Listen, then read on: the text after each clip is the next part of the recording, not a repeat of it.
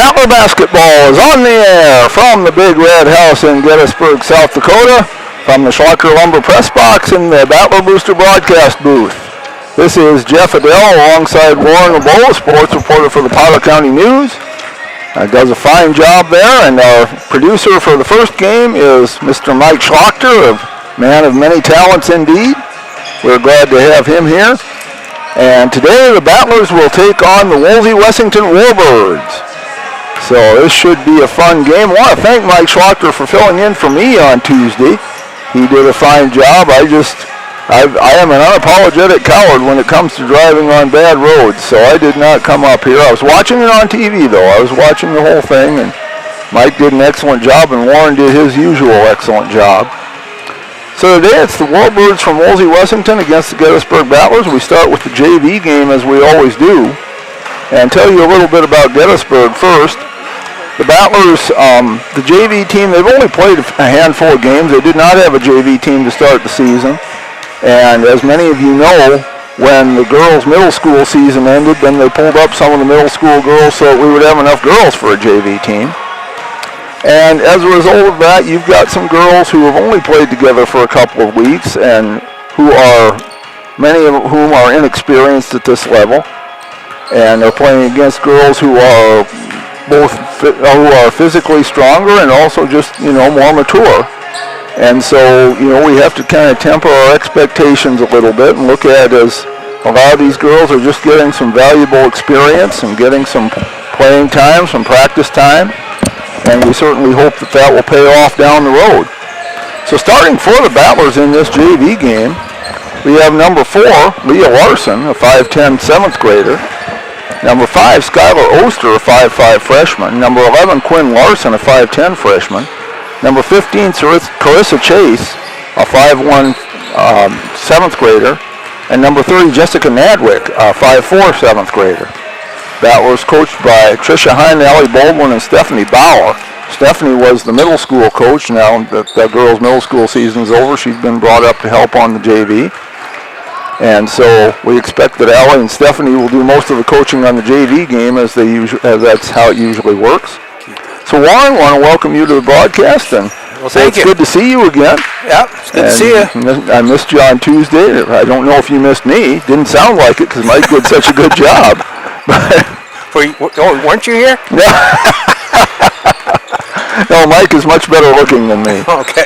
So why don't you tell us about Wolsey-Wessington? Who's starting for them? The JV. If this is for the JV, it's the twins. It's Lily Topol, number 2. She's a freshman. She's 5'1". Rhea Topol, she's number 3, and they got a lister as 5 foot, so they're not quite identical. Not quite. Not quite. But they're twins.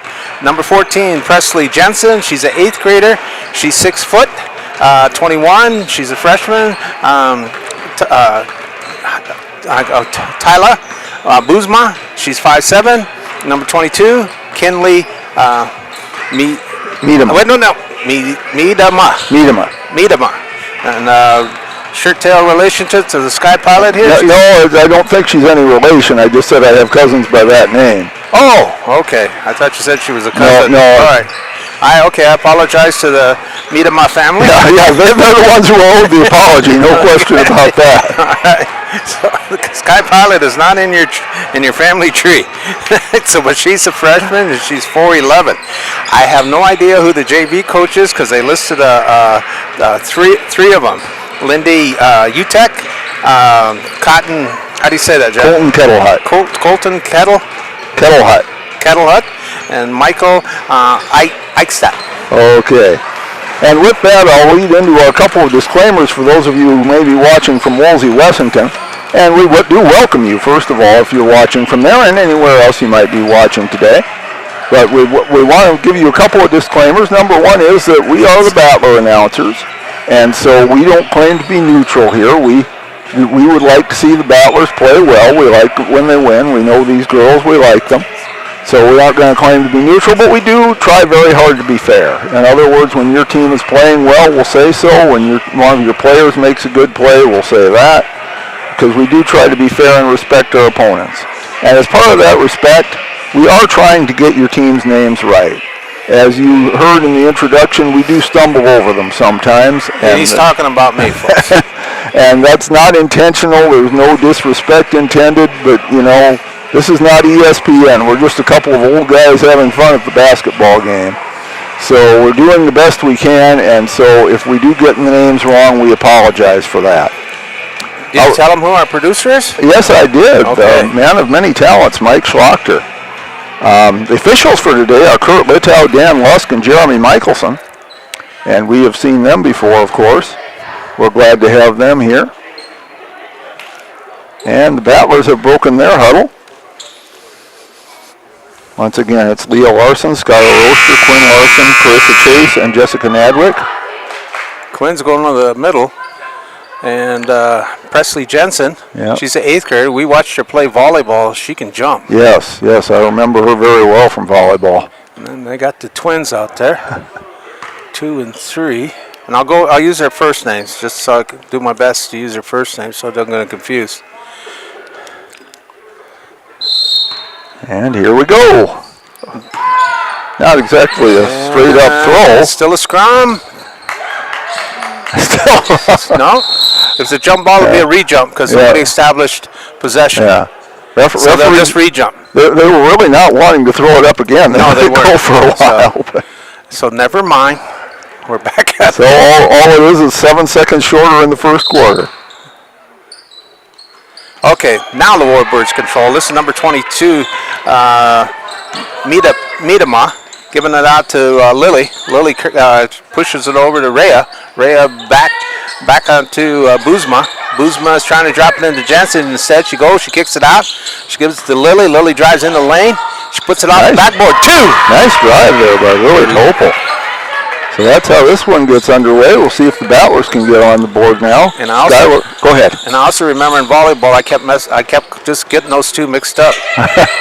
Well, when you got twins, I'm sure that's easy to do. That's Skylar Oster looking for help. She better get some soon. And there she does get it to Chase. Carissa Chase, bounce pass over to Jessica Nadwick. Nadwick with it. Looking for some help.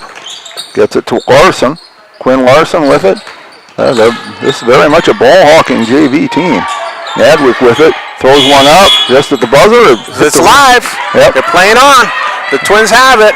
That's Lily's going with it.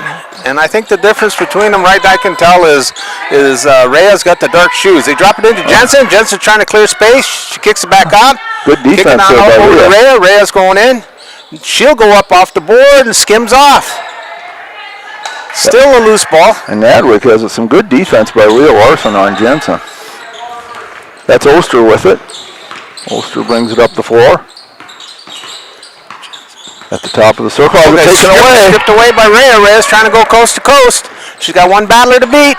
She's going up strong. 2. Rhea Topol. So each Topol has a basket, and it's 4-0 Warbirds. Well, they are twins. Well, there you go. And there's Chase with it. Miedema's on her.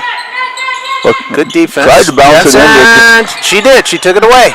Here comes the Warbirds. Out front. This is Lily. Lily uses the board. No good. But she did the right thing to use the board. Nadwick got the rebound. Gets it to Oster. Oster has it knocked away. They are very much a ball-hawking defense. They are going after that ball at all times. That's Quinn Larson with it. Larson nearly loses it. Gets it back to Chase. 10 on the shot clock. Chase driving in, trying to drive the baseline, gets herself in some trouble. Miedema's got her tied up. Pass to Nadwick. 4 on the shot clock. They need to get a shot up. Nadwick forces it up and did not get it up in time. Didn't hit the rim anyway. Turns over the violation, puts the ball back in the hands of the Warbird. Triggering in is Buzma.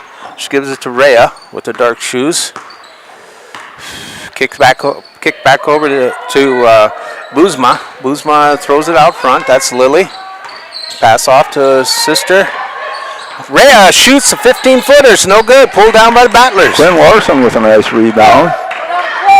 One of the things that happens with a young team like this is they are hesitant to shoot sometimes. Here comes the Warbirds. Kick down up front to Lily. Lily's gone. No, she backs on out. Drops it on over to Lily. Rhea. Rhea looked at it. She tried to force it into Jensen. Ball goes out of bounds, turns over. It's Battler ball. So the Battlers, 2:41 to play in the first quarter. Entering the game now is number 2, Peyton Allmeyer. She replaces Quinn Larson. Chase brings it up. And that pass nearly taken away, but Allmeyer gets it. You're right about one thing. They're playing swarmy defense, the Warbirds are. Oster has it to Leah Larson. The Battlers need to be a little more quick to shoot the ball. There it is, wide open. To Allmeyer. Wide open. Oh, good. Pulled down by Boozma. Boozma gives it up. This is Rhea. Topol kicks it on over to Boozma. Miedema has it in the corner. Kick back out. Goes over, drops in to Boozma. Boozma fakes, drives. She'll pass it back out though. That's Rhea. Rhea spins. Goes up. She's blocked. Good block by the Battlers. Jensen handled it. She goes on the board. Nice shot, but no good. That was a tough shot.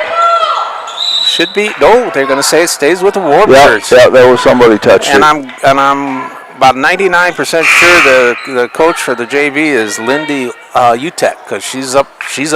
Okay. You don't think that's Colton or Michael? No, I don't. Okay. So we've got it clear. Rhea's triggering in on the right side for the Warbirds.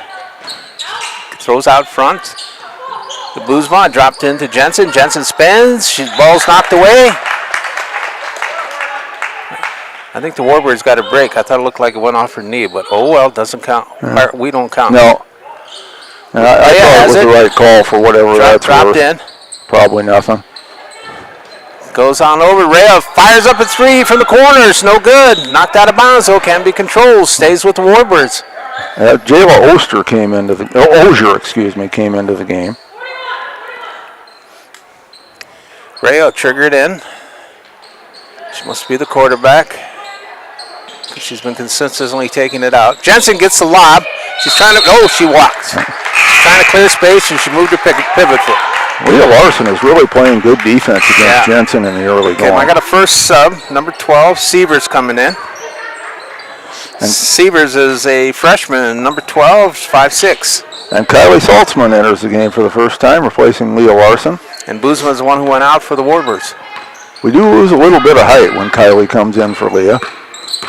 There's Chase with it. That's a nice play. Oh, Jensen broke it up, though. She's pickpocketed it. This is Lily. Lily's going coast to coast, off the board. This one will drop for her. And she just outran him that time, 6-0. Warbirds. 4 for Lily, 2 for Rhea. It's Topol 6, everybody else 0. Chase has it. They are twins, if I haven't mentioned that. Saltzman. That's our producer, too, folks, number 1. Over to Allmeyer. Slapped away by Rhea. Pass out front. That's going down to Seaver. Seaver goes off the board, but too strong. Rebound by Medea, but she's fouled. She'll go to the line. Kinley Medea, number 22, freshman. 4'11". First time anybody's been to the line. That's the first foul that's been called on anybody. They call it on Peyton Allmeyer. That's the first four-footer I had all year. First shot's away by Medea. Will not drop.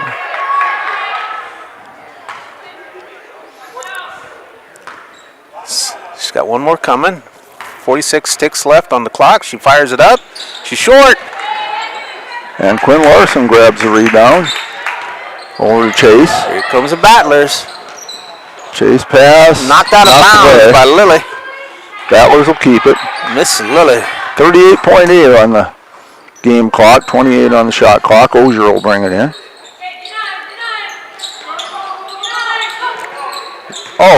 Jensen gets the loose ball, kicks it out to Rhea. Topo tried to force it in, knocked out of bounds by the Battlers. It'll stay with Wolsey-Wessington.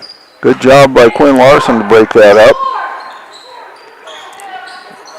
We're filling up somewhat, Jeff. Yeah. On a cold day, nice to come into a nice warm gymnasium and watch some hoops. Medema passes it in, gives it into Lily.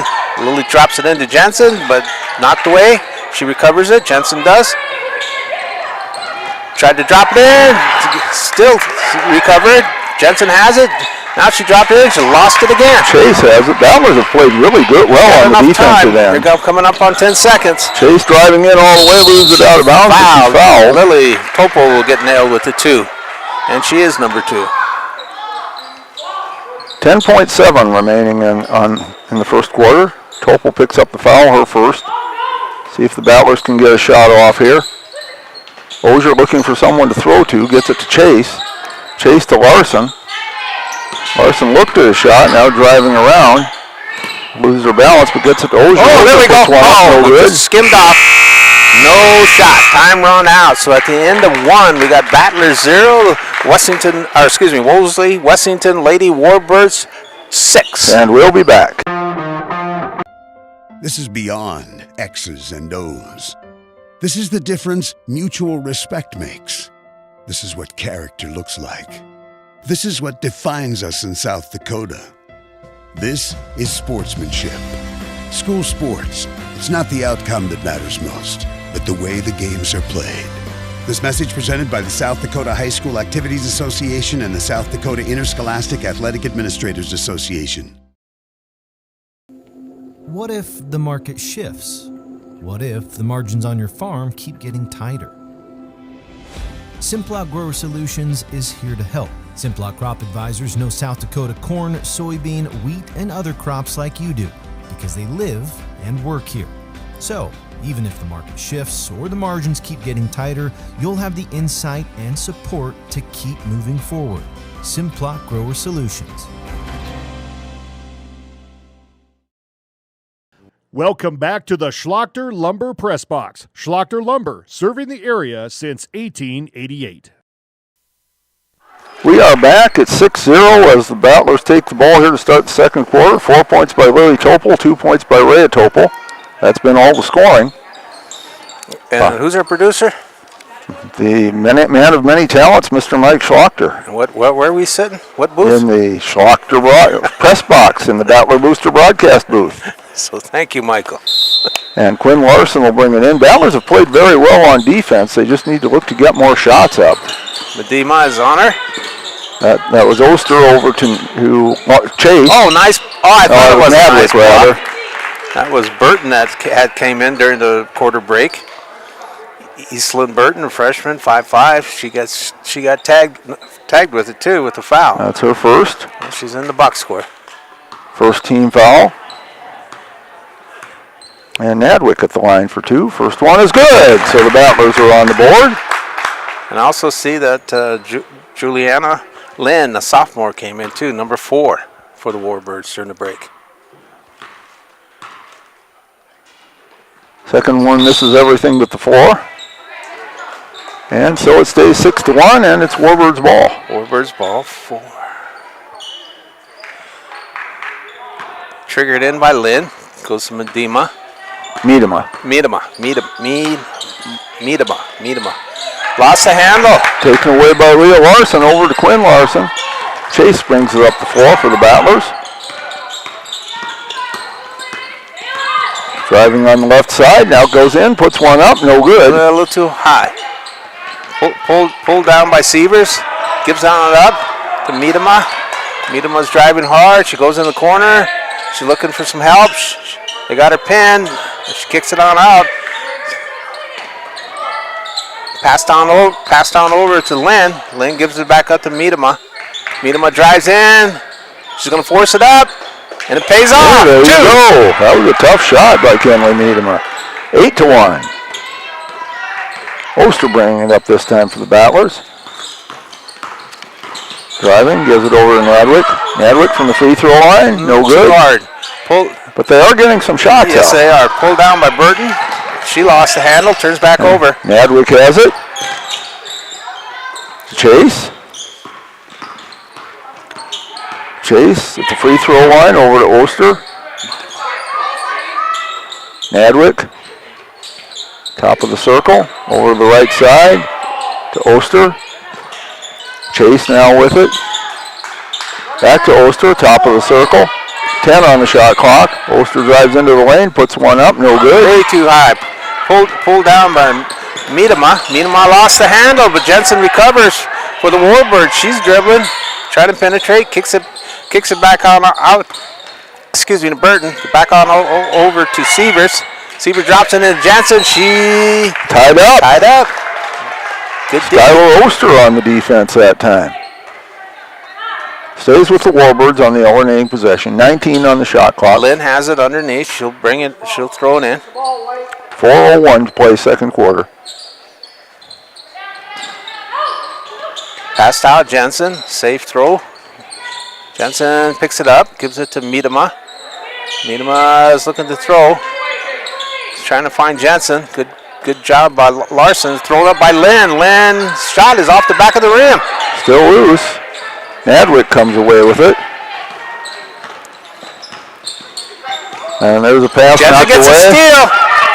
She's got one person to beat. She's going up, stops, shoots, and rolls it in. Jensen for 2. Her first basket, 10-1.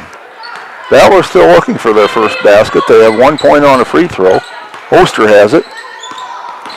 Oster over to Nadwick. Nadwick manages to run it down.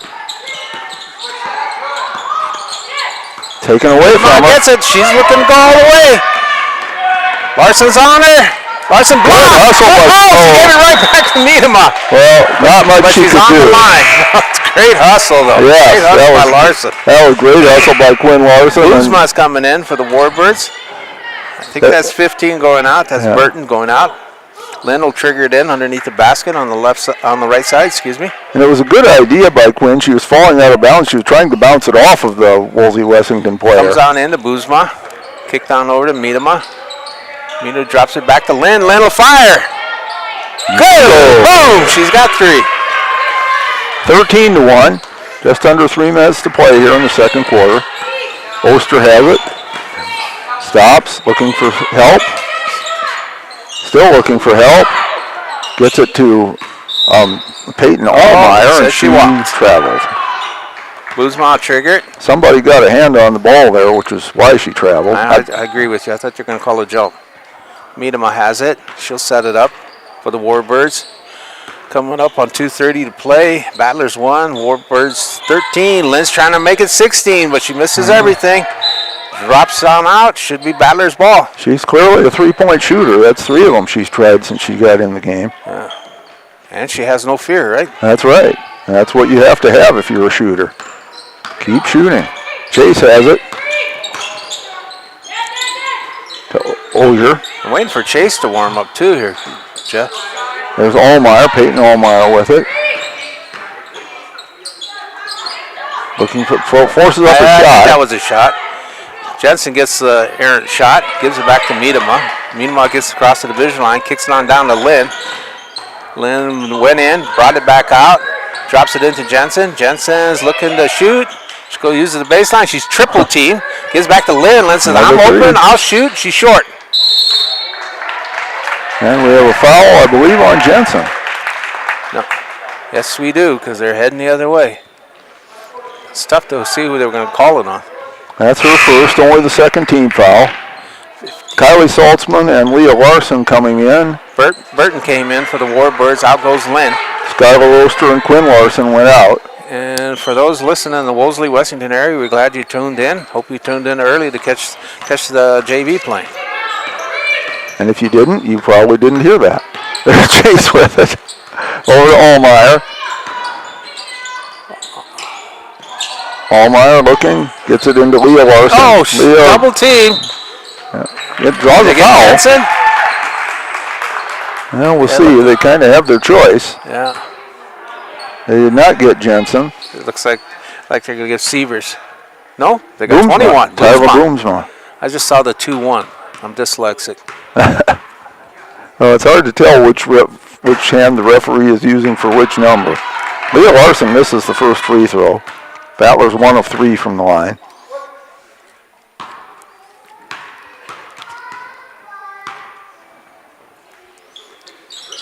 In and out, no Goes good. out. Good rebound by Sievers. Sievers looking for help. Finds Miedema. Miedema gives a line. Goes out front to Burton. Burton kicks it on over to Buzma. Buzma can't handle it. Goes out of bounds. Turns over to Battlers. 1:22 to play. Allmeyer will throw the ball in bounds for the Battlers. Still looking for that elusive first basket. Chase brings it up. Needham, yeah. And we have a foul. Meyer tried to clear space for her, but she got dropped. This one will be on Needham, I believe. It is. Her first, fourth team foul, excuse me. So the Battlers will be shooting if there are any more fouls in this quarter. Jayla Ozier will throw it in. Hooks gets it to Saltzman. Come on. Saltzman. Come on, Kylie. Light it up. Guarded very closely. Pulled away by Sievers. Seaver kicks it out front. That's Miedema running. She kicks it on down to... Broken up by Leah Larson. And Chase gets it. Just very impressed with Leah Larson on defense today. Chase kind of got in some trouble. Miedema Got out on of her it. like Velcro. Yeah, she finally pushed her all the way out. Second foul on Kenley Miedema, but that should put Battlers to the line. That's 5 fouls. I don't think you get mad at her because she was. Oh, no. She was on her. She was on her from one baseline to the other. She was playing tough defense. Miedema goes out. Lynn comes back in for the Warbirds. Chase goes to the line. Her first trip there today. Battlers 1 of 4 from the line. 47 ticks left. Come on, put it in. That Yeah, goes in. there you go. 13-2. Come on. Off no good. Pulled down by Jensen. Jensen gives it out to Lynn. Lynn will get it across the division line. Coming up on 40 seconds. Kicked on down to Burton. Burton gives it Jensen. Jensen's trying to... Oh, she stepped on the line, trying to get in between the line and her defender. Steps out. So 34.1 on the clock. The shot clock will be off. See if the Battlers can get off a shot here before halftime. Chase has it. Come on, light it up. Chase with it out front. Over to Ozier. Jayla's looking.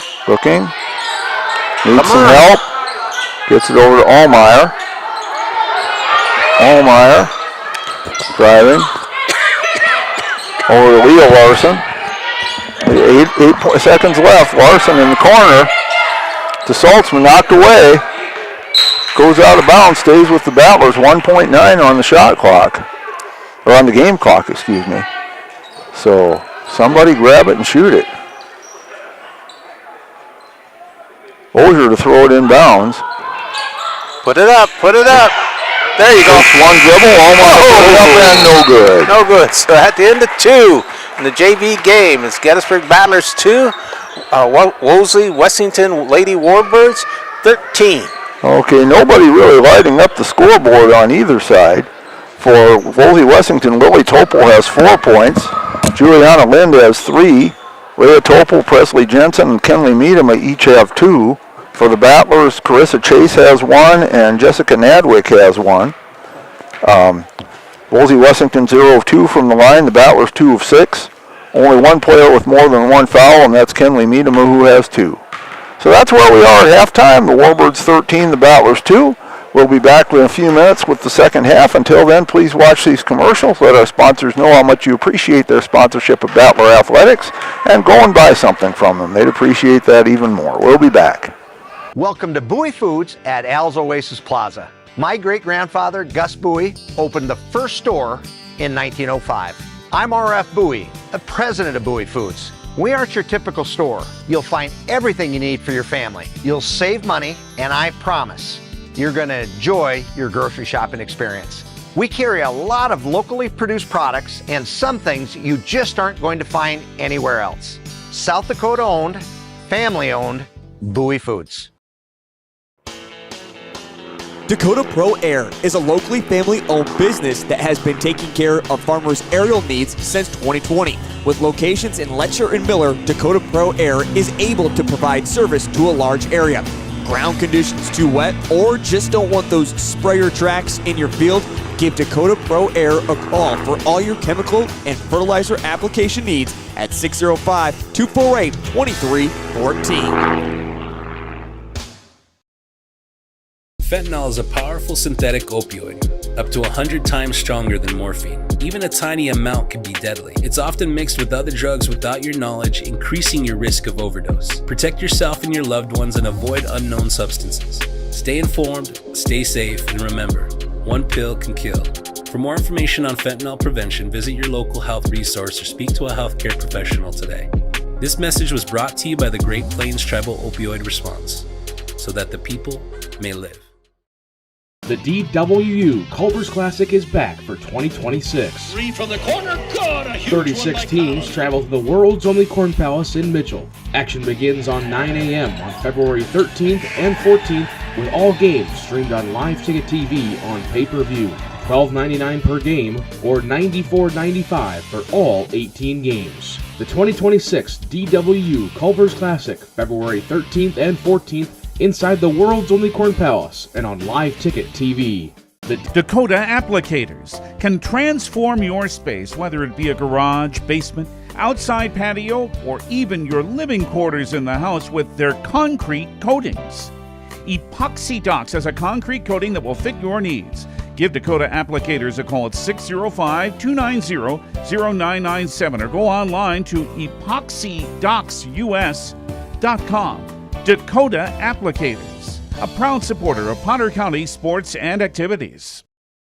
At Ringneck Energy, their mission is to produce renewable energy that adds value to grain and livestock production, enhances the income of their investor partners, and provide a safe, rewarding work environment. Located at 901 Redwood Avenue in Oneida, South Dakota. Call 605-945-6900 or check ringneckenergy.com. A proud supporter of local schools and wishes all students the best of luck in all their activities during the school year, creating economic opportunities in our community. I love the small town feel of everybody being welcoming and knowing who you are. You know that you can walk in anywhere and be greeted, and people want to have conversation with you. Shopping with us locally and filling your prescriptions here at Vilas is a huge benefit to our healthcare system. It keeps our revenue local. It's just a great benefit to our entire community. We have drop-off points in Oneida, Selby, and Tovin. Customers can call their refills in and we get their prescriptions ready, and then we send them out to the different. Ready to thrive in South Dakota's farm country? Turn to Red River Grain Hefty Seed Company in Gettysburg, your agricultural hub at the heart of it all. You can rely on Eric, Kyle, or Colby for all your chemical, seed, and fertilizer solutions. They are your ultimate source for Hefty, DeKalb, and Asgrow varieties, tailored to maximize your crop yields. Join the winning team and cheer on the battlers with Red River Grain Hefty Seed Company. Call 765-2640 and let's cultivate success together. Now's your chance for a great deal on smoking fast fiber internet from Venture Communications. Upgrade to the speed you need, up to 1 gig. And with whole home Wi-Fi included as part of your service, experience no-lag gaming, your favorite music, web surfing, HD video streaming, and connect to the latest smart devices. If you're ready for an upgrade, call or visit Venture Communications online. Welcome back to the Schlachter Lumber Press Box. Schlachter Lumber, serving the area since 1888. We are back. It is halftime of the JV game in the Big Red House in Gettysburg from the Schlachter Lumber Press Box in the Battler Booster broadcast booth. This is Jeff Adele alongside Warren LeBeau, the fine sports reporter for the Potter County News. Our producer for the JV game, the man of many talents, Mike Schlachter. Once again, recapping the scoring in the first half for Wolsey-Wessington. Lily Topol led the way with 4 points. Juliana Lind had 3. Leah Topol 2, Presley Jensen 2, and Kenley Meadema 2. So very balanced scoring. For the Battlers, Carissa Chase had 1 and Jessica Nadwick had 1, so I guess that's balanced scoring too, but just not enough of it. Battlers 2 of 6 from the line. Warbirds 0 of 2. Only player with more than 1 foul is Kenley Meadema, who has 2. Battlers have played very well on the defensive end. They just need to crank it up on offense, and that'll come. These girls are still very young. And, you know, sometimes offense is a matter of self-confidence and just taking your shot when you have it. So that'll come. Upcoming Battler sports. We have today the middle school boys are in Millette for a tournament. That started at 11 o'clock. If anybody knows how they did and wants to come and tell us, we'd sure appreciate that. On Monday, the middle school boys are in Ipswich for a game at 5 o'clock. And middle school wrestlers and JV wrestlers go to Ipswich Monday, and that starts at 5:30. Tuesday, there's a girls and boys doubleheader against Dupree here in Gettysburg. Now, the Battler app says that there's no JV girls, that the JV boys start at 5 o'clock. You might want to check on that. I know we weren't playing JV girls earlier in the season, but we are now, so we'll try to find out about that for you before we're off the air if we can. And if we don't get that to you, just check at 4 o'clock and see if we're playing or not. And there will be also at the halftime of the varsity basketball game that night, there will be a girls' dance performance. So we're certainly looking forward to that. On Thursday night, on Friday night, the Battlers are back in act. No, that is Thursday. I'll get it one of these times. January 30th. What day is that? That would be Friday. Oh, I'm sorry. That'd be Friday. So that is on Friday. The boys and girls basketball teams play here in Gettysburg against Faith, and that's Parents' Night. And so that'll start at 4 o'clock. And also, then on Saturday, the boys basketball team goes to the DSU Classic. They'll take on Corsica Stickney. That's at 4:30. And the wrestling team is in Groton for the Groton Wrestling Tournament, and that starts at 10 o'clock as well. So that's upcoming Battler sports, and again, we'll try to find out about that Tuesday night game, if there's going to be a JV girls game or not. Just remind me when I'll drop down at halftime. We'll go just remind me to do it. Okay, because now we are now playing it. Maybe Dupree can't play a JV game. That's true I don't know. That could be true too. So we'll try to find out for you. Because that's, like Teoshrey Topa, they can't play JV. Yeah, and of course, Battlers were in that situation earlier. So we're just about ready to go here. Less than a minute to go before we start the second half. Battlers in their huddle. Wolsey-Wessington going to their huddle. Warren, any thoughts on the first half? No, I think Wolsey-Wessington JV, they're playing Velcro defense. They get on their person as soon as the ball turns over, and they stay on them all the way. So that's why the Battlers are having a hard time getting the shot off. And they are playing excellent defense, because when you do that, it's hard to not draw a lot of fouls, and they really haven't. But on the other side of the court, it's really good to see that Jensen, when she gets a hold of the ball, she's 6 foot. She's got about a head taller than most of people, and they'll triple team her down on her. Yes. So that's really good to see on the Battlers' part. Yeah, Leah Larson's been playing some fine defense. Quinn Larson has helped out down there. Yeah, and I think Skylar Oster should fire some more up, as well as Chase. Well, we're ready to go. Battlers are ready to go for the second half. We have Quinn Larson, Skylar Oster, Jessica Nadwick, Leah Larson, and Carissa Chase out there. Wolsey-Wessington just now breaking their huddle. Okay. They got Lynn out there, Sevier, Medea, Rhea, and Buzma. Okay. Skylar Oster has the ball for the Battlers. Oh, nice gets it back. Good recovery. Puts one up, blocked. Right thing to do, though. Leah Larson has good it. Recovery. And she traveled. Oh, they said she walked. Buzma will take it out. Rhea Topol. I can call her Topol now, right? Well, you can. Yeah, okay. That's her name. Takes it on over. He doesn't have to call her Johnson. Go back to, I guess I can. Both the twins are out there. Kicked on up. Rhea gets it. Rhea goes strong. She kicks it on. Oh, tried to kick it out. Nice block by Skylar. He shut down what they say, shut down the passing lanes. Yes. As I said, the Battlers are playing really good defense. Miedema trigger it in on the left side. Pass on out front. Lily has it. Drops on in to Buzma. Buzma spins, kicks it out. Miedema throws it up. She's short with the shot. And Quinn Larson comes away with the rebound. Gets it to Oster. Here comes the Battlers. Come on, put it up. Oster bringing it up the floor. They say quick double team, so they're still playing tenacious D. There's Chase. That's Larson. Quinn. Blocking. Looks like they're going to get Boozma. So Tyler Boomsma picks up her second foul. It's a first team foul. Ballers have not drawn a foul in this game yet. They inbound it to Oster. Even the varsity girls don't foul much. Oster to Larson. Larson puts it up and falls. Quinn Larson, first basket for the Battlers, 13-4. Here comes the Warbirds. Rhea, Topol, kicked on over to Boozma. Boozma passes on over to Sievers. Dropped back into Rhea. Rhea spins. What a nice move. Yes. Off the board for two. 360 for 2 points. Beautiful move by Rhea Topol, 15-4. Here comes Chase. the producer's other half with some popcorn there, Jeff. There you go. Chase got it to Nadwick. Nadwick shot blocked. Taken away by Lily, but they said she walked.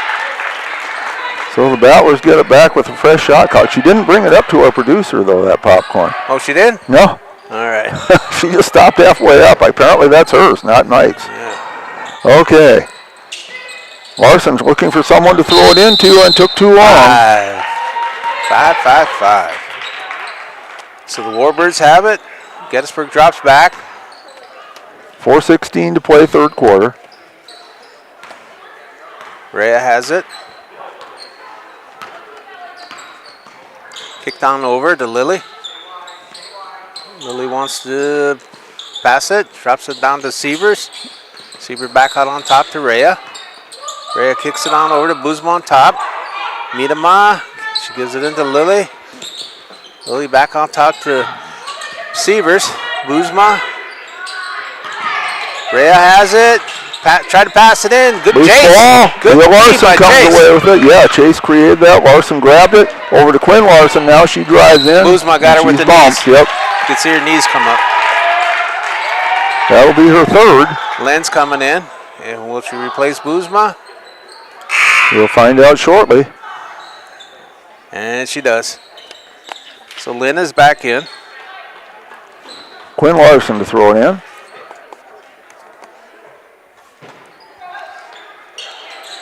Looking for help. Gets it into Oster. Put it up, put it up. Chase puts one up short. Ball goes back to the Warbirds. Okay, here they come. 3:30 on the clock. Rhea kicks it back out to Lynn. Lynn finds Sievers on top. Dropped on down to Lily. Lily's left-handed, goes back to right. She forces it up for two. Nice move again by Rhea Topol. 17-4. Chase has it. Miedema right on her. There's Quinn Larson. Oster. Bounce pass into Larson. Larson puts it up short. Good try though. Rhea, here she comes. She's running. She doesn't have the numbers, but that doesn't. Now she slows up, pulls it out. Siever gives it up to Lynn. Lynn's thinking about it. Kicks back on Rhea. Rhea will fire it up from the right side. No good. Off the back of the rim. Nadwick with the rebound. Nice move there. Over to Chase. Battlers are getting more shots up. They haven't made very many of them yet, but you're not going to make them if you don't take them. Taken away by Siever. Gives it up to Lily. Lily drops it into Miedema. Miedema is going up strong. Oh, no, good hustle by Quinn Larson. Pulled down by Lily. She turns around. She throws it up. She's short with the shot. Leah Larson grabs the rebound. To Oster. She's going to go all the way. Puts it up. Oh, good. Blocked by Rhea.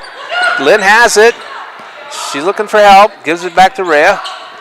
Passes on front to Lily. Lily's 3-on-4. She kicks it on out to Miedema. Miedema throws it up. She's a little short. Pulled down by Lynn. She goes right back up. She's fouled. Do you believe they got number 11, Jeff? Yeah, I think that's Quinn Larson. And that is her first. That's the first foul called on the Battlers. No, Peyton Allmeyer had one earlier. That's only the second foul on the Battlers. Okay, Lynn. 3 dribbles, sets, fires. Short. We got subs coming in. For the Battlers, it's Saltzman and Allmeyer coming in. And I got Burton coming in for the Warbirds. Out goes Miedema. Chase and Nadwick go out for the Battlers. Lynn's still on the line for the Warbirds. Her first trip there. Fires. No good. And that is Allmeyer with the rebound. That was all because of Lily Topol attacked. Yeah, that was good. That was good defense on her part. Forced the turnover.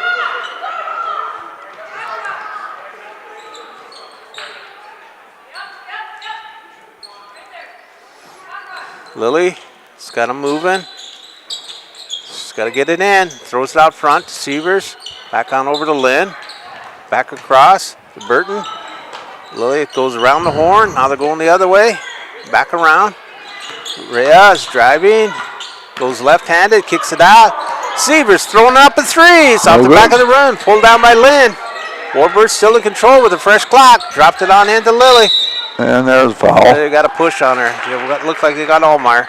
Yep, that is correct. Her second. Second team foul. 1:36 to play, third quarter. Rhea Topol gets it in. Ball's going around again. That's around the horn. Comes to Rhea. She'll fire up a three from the left side. Rattles it in. Boom! She's got three. Rhea Topol. And Battlers will take a timeout. 1:26 to play, third quarter. 20-4. Wolsey-Wessington leading, and we'll be back. The innocence of youth. Is there anything any better? But soon they'll be in high school and facing all the same challenges you faced. How to make friends, how to fit in, how to be cool. We want our children to have everything they'll need to live fulfilling and productive lives. Make sure the kids in your family are among the more than 57,000 participants here in South Dakota who take part in high school sports or activities. Schlachter Lumber in Gettysburg is a proud supporter of Gettysburg and surrounding community sports and activities. Schlachter Lumber has been serving the area since 1888. When it comes to building, come to Schlachter Lumber. They carry Valspar paints, Midland garage doors, Marvin windows, a large variety of Milwaukee tools. Schlachter Lumber services and repairs all kinds of tools and compressors. They're happy to provide you with a free estimate too. Call Schlachter Lumber at 605-765-9417. Proud to be a part of bringing you this game. Schlachter Lumber in Gettysburg. Welcome back to the Schlachter Lumber Press Box. Schlachter Lumber, serving the area since 1888. 20-4, Battlers trailing here, minute 26 to play in the third quarter. All 7 points in this quarter for Wolsey-Wessington have been scored by Rhea Topol. Battlers have 2 by Quinn Larson. And they need to keep putting that ball up. And they have gotten a lot more shots up. Haven't had a lot of luck with making them, but again, the shots you don't take are never going to go in. Kylie Saltzman will bring the ball in for the Battlers. Yeah, she'll be the producer for the varsity game. Gets it to Skylar Oster, who brings it up the floor. Rhea's on her. Gets it back. Good block. Into Allmeyer. Allmeyer driving in, puts one up, no good. Pulled down by Lynn. Then gets the loose ball. Allmeyer's backing off of her. Lynn has no problem getting across. We're on a minute. Kick down into Lily. Lily goes right. She goes strong. She goes up. And she draws a foul. Say it's on the floor, so it goes underneath. She's not going to get the shot. Skylar Oster picks that one up, her first. The last few plays, they work it around the horn. So if they hold true, yep, they start off on the right side. There's the pass. Here comes around the horn to Rhea. Rhea goes in strong. She kicks it out. Sievers fire right up from the elbow, as they say. It's no good. Skylar Oster with the rebound. Gets it to Saltzman. Saltzman brings it up. Back to Oster. Oster looking for some help. To Allmeyer. Back to Oster. Give and go. But they're playing great defense. They are. Hit the line, so it goes back to Wolsey-Wessington with 30.8 on the clock. Carissa Chase back in. Skylar Oster out. 30 seconds. Here comes the Warbirds. Lynn has it. Gettysburg will pick her up at the division line. Oh, they got Allmeyer. They did. They'll make 3.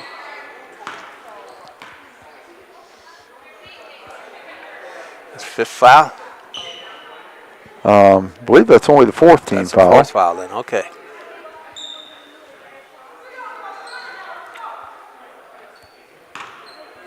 And they'll have Lily take it out. Pass on down to Lynn. Lynn almost got it picked away, but it's okay. That's Lily. She goes up strong for 2. Lily Topol with 6 points, 22-4. 10 seconds left. Battlers need to hurry if they're going to get a shot up. Chase has it. Come on, put it up. Chase on the left side. Loses it out of bounds. Stays with the Battlers. 1 second left.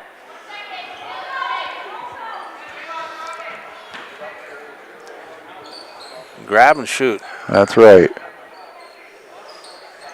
Saltzman. At the end of 3 minutes is Gettysburg Battlers 4, Wolsey-Wessington Lady Warbirds 20. Now, Warren, you'll have to tell me if I'm wrong. I thought there was another basket here that didn't get put up on the scoreboard. I thought it was 20-4, and then they made one.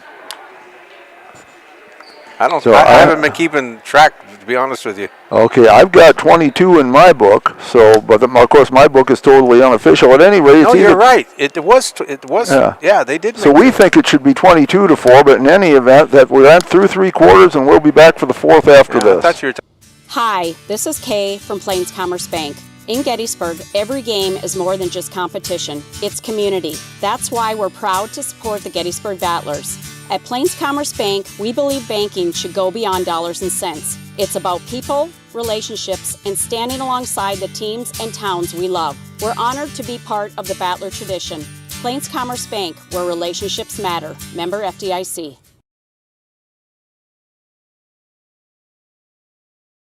Welcome back to the Schlachter Lumber Press Box. Schlachter Lumber, serving the area since 1888.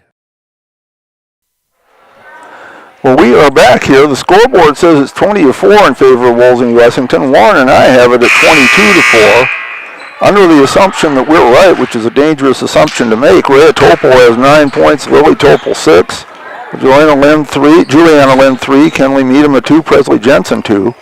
For the Battlers, Quinn Larson has 2, Carissa Chase 1, Jessica Nadwick 1. Okay, I got the starters out there for the Warbirds. That's Rhea. I got Buzma, Midama, Jensen, and Lily. Kicked on over to Lily. Miss Lily fakes left, goes right, picks it up, kicks it on out to Rhea. Pass, no. She goes back to Miss Lily. Miss Lily fires it on down. Rhea fire up at 3. No good. Skims off the rim. Jensen recovers. She's looking to kick it out instead of go up. And she draws a foul. They could have got ticky-tacky and gave her 3, but nope, they go with the foul instead. First foul. And it is called on Quinn Larson, her second. Rhea has it. Let's see if they go right and go around the horn again. Nope, change it up. They come out to the side. Boomsma fires it up. Boom! She has 3. A boom for Boomsma, her first basket. We'll go with what the scoreboard says and say it's 23-4, even though we disagree with it. Well, they're official. We're not. That's right. Well, actually, the book is official, not the scoreboard. But they're working off the official book. And that was Chase with the ball, and she traveled. So it goes back over to the Warbirds. 5:10 to play. And here comes the Warbirds. Rhea has it. Goes right. Offensive foul, I believe, has been called. They got Jensen. She was blocking. That's most people 2 call for that her. a moving screen, but it's actually a blocking foul.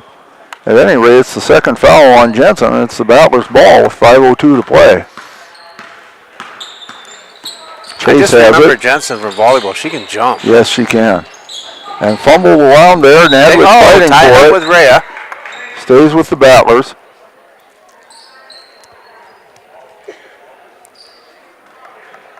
.452 left now.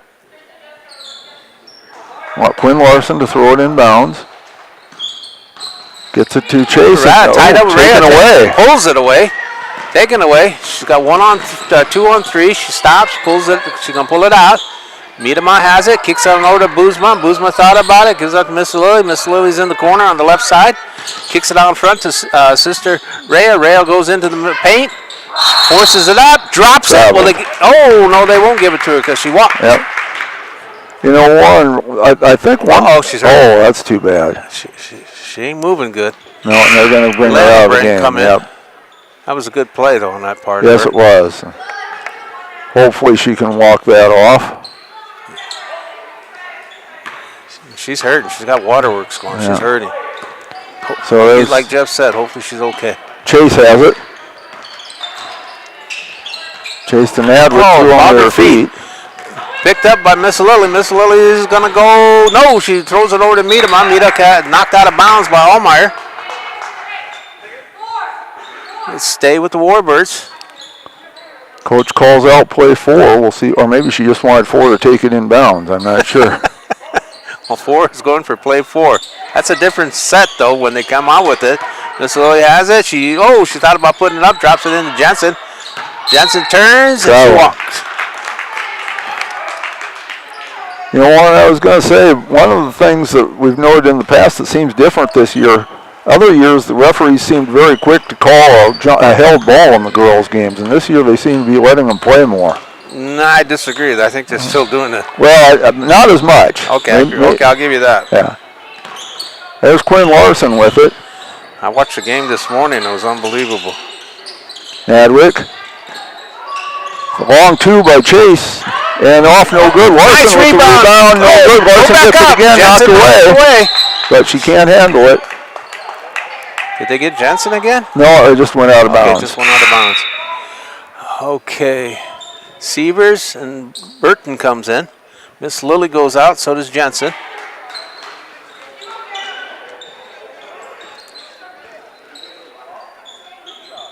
Quinn Larson to throw it in bounds. Gets it to Chase. Over to Nadwick. They're sending the Topels and Jensen to the locker room. Rhea looks like she's walking okay, and so that's a good sign. Kicked on over here to Lynn. Lynn gets it across the division line. Lynn has it. She'll fire it up. 19-footer will not drop. Quinn Larson with another nice rebound over to Chase.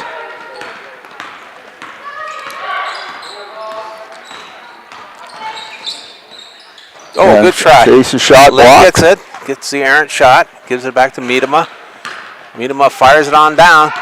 That's Sievers. Sievers drop. No, excuse me. Nice pass. Burton out to Sievers. Sievers kicks it out to Boozma. Boozma fires it up. She's short with the shot. Pulled down. Leah Larson with the rebound. Good passing there by the Warbirds that time. Come on, put it up, Badlers. Chase has it. Knocked away.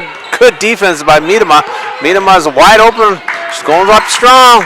2. Lays it in. For She Miedema. has 4. 25-4. Chase. Long pass down to Larson. Leah Larson. Leah has it. Gets it over to Quinn. She puts one up. No good. Short. Knocked out of bounds. Battlers will keep it. 2:27 remaining. Jayla Ozier and Kylie Saltzman come in. Peyton Allmeyer is out. Somebody else needs to come out. And it will be Quinn Larson.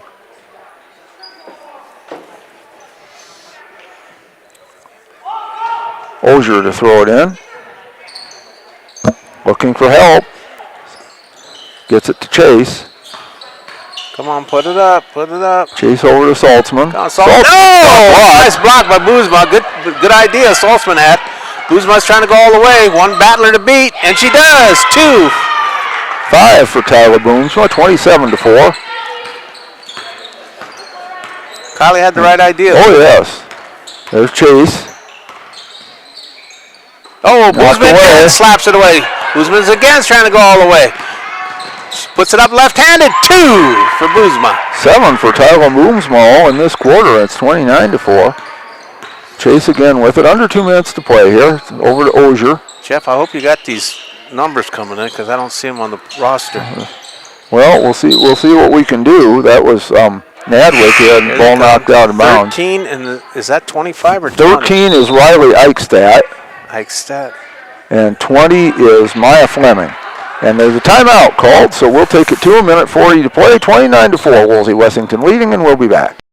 When life gets hard and our thoughts get too much to bear, finding the resiliency within us can help us find healing. The 988 Suicide and Crisis Lifeline provides 24/7 free support for anyone in suicidal distress or emotional crisis. All texts and calls are anonymous and connect you to local resources that uphold cultural values and pave the way to healing. Find the strength within you. Find the strength within our culture. Reach out if you need help today. Welcome back to the Schlachter Lumber Press Box. Schlachter Lumber, serving the area since 1888. Battlers hoping to finish up strong here with 1:40 to play. Wolsey-Wessington leading at 29-4. And we got Fleming and Ice Stack in for the first time for the JV. Jayla Ozier to throw it inbounds. See if they can get the box score. Needs some help. Gets it to Leah Larson. She puts it up and play. Leah Larson, that wasn't an easy shot either. 29-6. Lynn. Eichstadt goes to the right. Gives it up to Sievers. Sievers looking for help. Drops it down to Eichstadt. Eichstadt gives it up to Lynn. Lynn's driving. They got her on the floor. Yeah, they got the producer there, I believe. Kylie Saltzman will pick up the foul, her first. Yep. Lynn will trigger it. Quinn Larson in for Leah Larson. 1:19 to play. Fleming's down under. Isaac's on top. I'm trying to say their names. Oh, nice pass. People from but she missed listening. it. Saltzman got the rebound there. Yeah. Chase has it. Eichstadt. To Saltzman.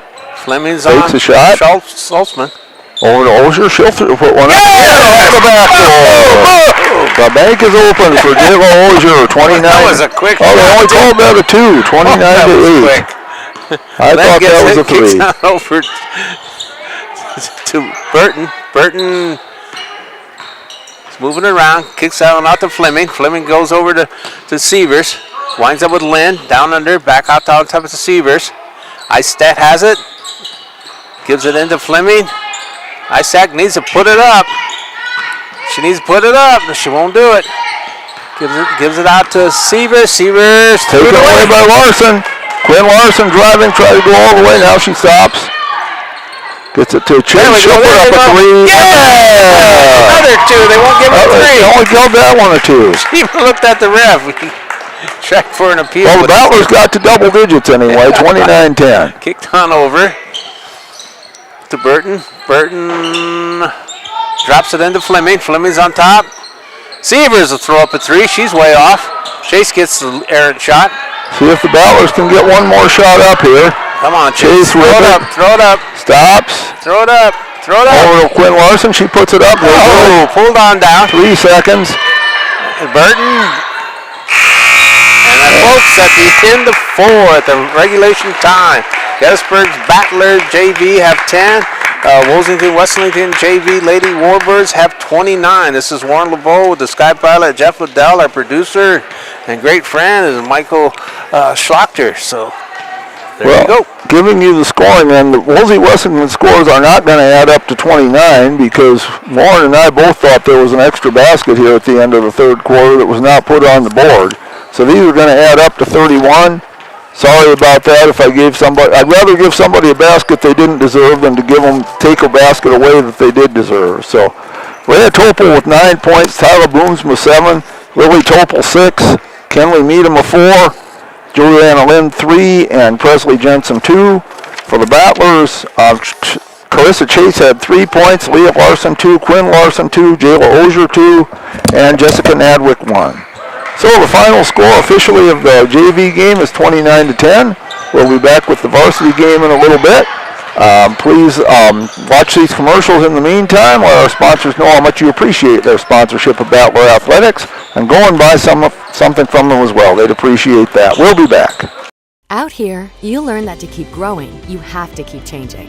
CHS and the farmers and ranchers we serve know all about change, because together we've changed agriculture. That's why we're the largest farmer-owned cooperative in the country. So farmers own the system they count on, with advantages at every step. From innovative tools that help crops grow, to grain processing expertise, to energy solutions, we create connections to empower agriculture. Learn more at chsinc.com. Allied Plumbing and Heating is your contact for business, farm, commercial, and residential plumbing needs located in Pierre. No job is too big or small for Allied. Put our over 50 years of experience to work for you. At Allied Plumbing and Heating, the only surprise we want for our customers is how fast they get the job done.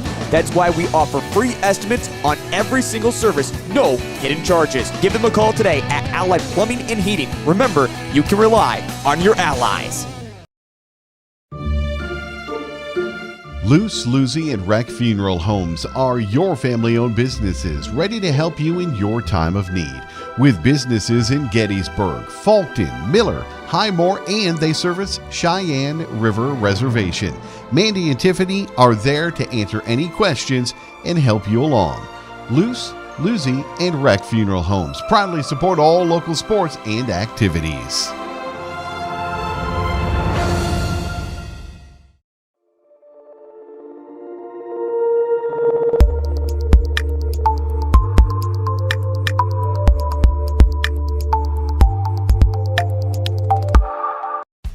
Best of luck in today's competition to the Potter County Battlers from Black Sheep Agronomy, your local agronomy experts. Black Sheep Agronomy wants you to have a successful farm plan and is focused on products and practices that work in this region. As community members themselves, Tyler, Tice, and Austin support area students who work hard in their school and extracurricular activities. Good luck, Battlers from Black Sheep Agronomy. Call 842-6104 for all your agronomy needs. Pests don't wait, and neither should you. At Olson's Pest Technicians, we've been protecting homes and businesses for over 55 years. From bats and attics to rodents and walls, ants in kitchens, stubborn bedbug infestations, even swarms of mosquitoes. We've seen it all, and we handle it all. With expert technicians, ethical treatments, and service across South Dakota, Nebraska, and Iowa, you can count on Olson's to get the job done right. Contact us today at Olson's Pest Technicians. Family owned, community trusted. Futures aren't made by accident. They're dreamt, they're planned, they're discovered. At Northern State University, futures are the result of hard work and grit. NSU is an academic powerhouse with a spirit of exploration and genuine support, where professors know your name and push you to discover what you're truly capable of. But don't take our word for it. When you experience Northern, you'll see the difference here. JT's Quick Stop in Gettysburg is your ultimate pit stop for snacking and fueling before hitting the road. We offer mouth-watering hot stuffed pizza, delicious burgers, crispy chicken, savory potatoes, and year-round soft-serve ice cream. Quench your thirst with our diverse beverage selection. As proud sponsors of Gettysburg Battlers athletics and events, we're deeply connected to our community. Stay updated on Facebook for promotions and offerings. Swing by JT's Quick Stop in Gettysburg to make your pit stop unforgettable. We're excited to serve you.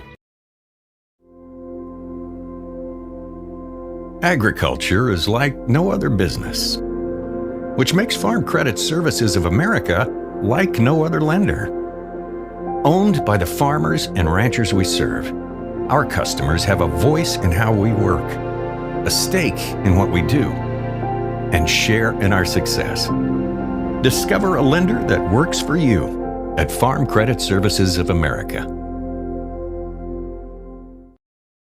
Dan Sinclair in Gettysburg is your first stop for food, fuel, snacks, cold beer, wine, and spirits. Our extensive selection of burgers, subs, wraps, burritos, salads, and our famous roasted chicken makes lunch and dinner a breeze. In a hurry? Call ahead, 605-765-2266, and we'll have it ready for you. Stop in and let our friendly staff help you get stocked up for the road trip or the trip to the big game. Stan Sinclair is a proud sponsor of Potter County Battler Athletics and Events.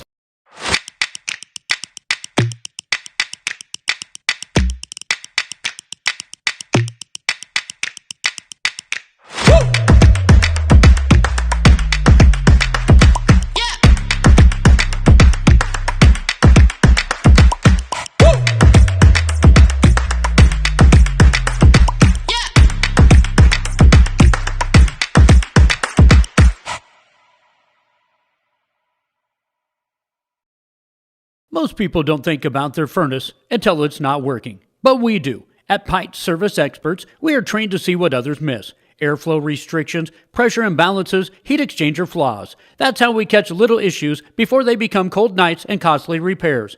Because keeping your home warm takes more than just a toolbox. Our certified technicians will get your system running at peak condition. Call Pint Service Experts for our special $99 precision tune-up today. Call 866-EXPERTS. See website for license details. Lucky for us, life is full of choices, big and small.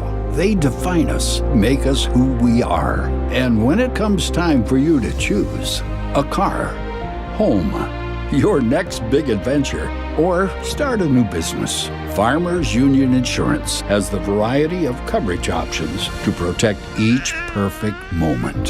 Farmers Union Insurance. Contact your local Farmers Union Insurance agent today. This is what matters. This is beyond X's and O's.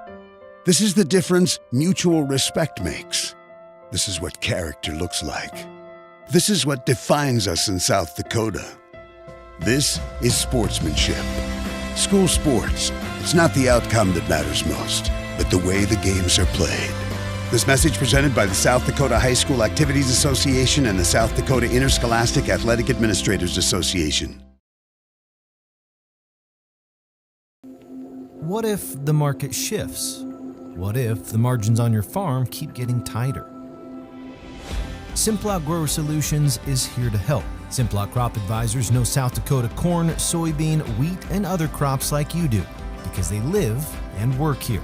So, even if the market shifts or the margins keep getting tighter, you'll have the insight and support to keep moving forward. Simplot Grower Solutions. Welcome back to the Schlachter Lumber Press Box. Schlachter Lumber, serving the area since 1888. Battler basketball is on the air from the Big Red House in Gettysburg, South Dakota, from the Schlachter Lumber Press Box in the Battler Booster broadcast booth. This is Jeff Adele alongside Warren LeBeau, the fine sports reporter for the Potter County News. And our producer for this game will be the incomparable Kylie Saltzman. I want to thank Mike Schlachter for helping us out here in the JV game and also for filling in for me on Tuesday night.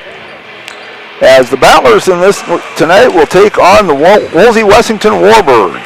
A lot of W's there. My mouth has trouble with that many W's. What's my name? Let's see. You're Fred Johnson, right? All right. Okay. So Wolsey-Wessington Warbirds and the Gettysburg Battlers. I'll be doing double duty in this one because I'll also be running the PA at the start of the game here to do the player introductions. But Warren, why don't you tell us everything you know about the Wolsey-Wessington Warbirds in about 2 minutes or less? Okay, they are 6-5. They started off the season with they got postponed, and then their first time they actually hit the floor, they lost to Wessington Springs. Then they went to Sully Buttes on December 22nd. They beat the Chargers 55-34. They had back wins because they squared off against Waverly South Shore on the 30th, and they beat them 46-30.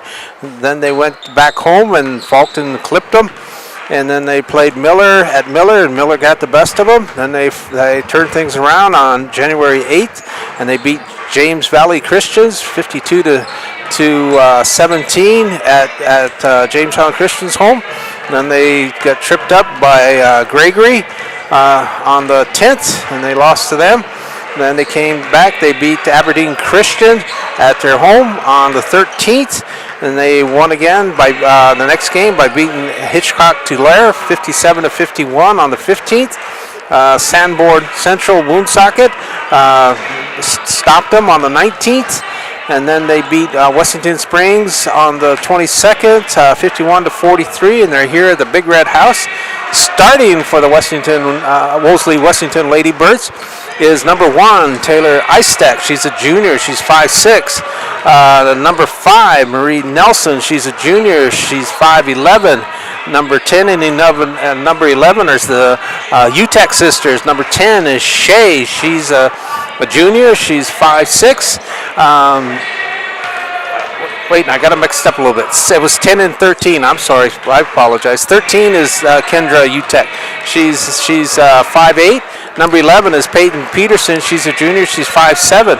Their coach is Josh McGilvery. Am I saying that right, Jeff? McGilvery. You got it right. And his focus tonight is defense and transition. Also helping him out on the bench is assistant coach Lindy Utek, Colton Kettlehut, and Michael Eastek. It's like you got a new kettle for your hut. I know. And the superintendent is Riley Donovan. The principal is Leslie Tweet. The athletic director is Austin Chemnitz, and their colors are black and gold, and they are wearing the black uniforms, which have very easy lettering to read, the gold lettering. So that's we appreciate that. We appreciate that, and with that, I'll turn it over to the Sky Pilot. All right, for the Battlers, they've been kind of streaky this year. They started off on a losing streak this year, losing their first 6 games, but then bounced back to win their next 4, including one against a fine North Central team. They took a tough loss here earlier this week on Monday night against Northwestern, but we're hoping they'll start another winning streak here with this one against Wolsey-Wessington. Starters for Battlers. Number 3, Jaden Allmeyer, she's a 5'9 senior. Number 12 is Layla Cronin, a 5'8 freshman. Number 15, Finley Hine, a 5'6 sophomore. Number 21, Peyton Stevens, a 5'8 senior. And number 22, Emma Schlachter, a 5'8 senior. So the Battlers going with 3 seniors, 1 sophomore, and 1 freshman. And is also a freshman off the bench. If they go to their bench, which they don't do a whole lot. It's the same 5. Skylar Oster plays some. She's usually about the only reserve that they use. One housekeeping detail I wanted to mention, we had wondered if on Tuesday night the girls were going to have a JV game against Dupree, and they will not. So we will start our action at 5 o'clock with the boys JV. Yeah, and that was confirmed by Jessica Okay. Larson. And don't know why not. Maybe Dupree doesn't have enough girls to have a JV squad. But at any rate, there won't be a girls JV game. So we will start our broadcast a few minutes before 5 o'clock on Tuesday night. And one other thing I wanted to mention, today would have been Vern Smith's birthday. Vern, of course, the longtime athletic director and football coach here in Gettysburg, died of cancer a couple of years ago. And just wanted to acknowledge that this would have been his birthday because we do still miss him around here. And not only a fine coach, but a good person and a good friend. And so just wanted to acknowledge that here today. Both teams are going back to their huddles. And again, I will be doing double duty here on the public address as well as on the live stream. So we will start that in just a moment.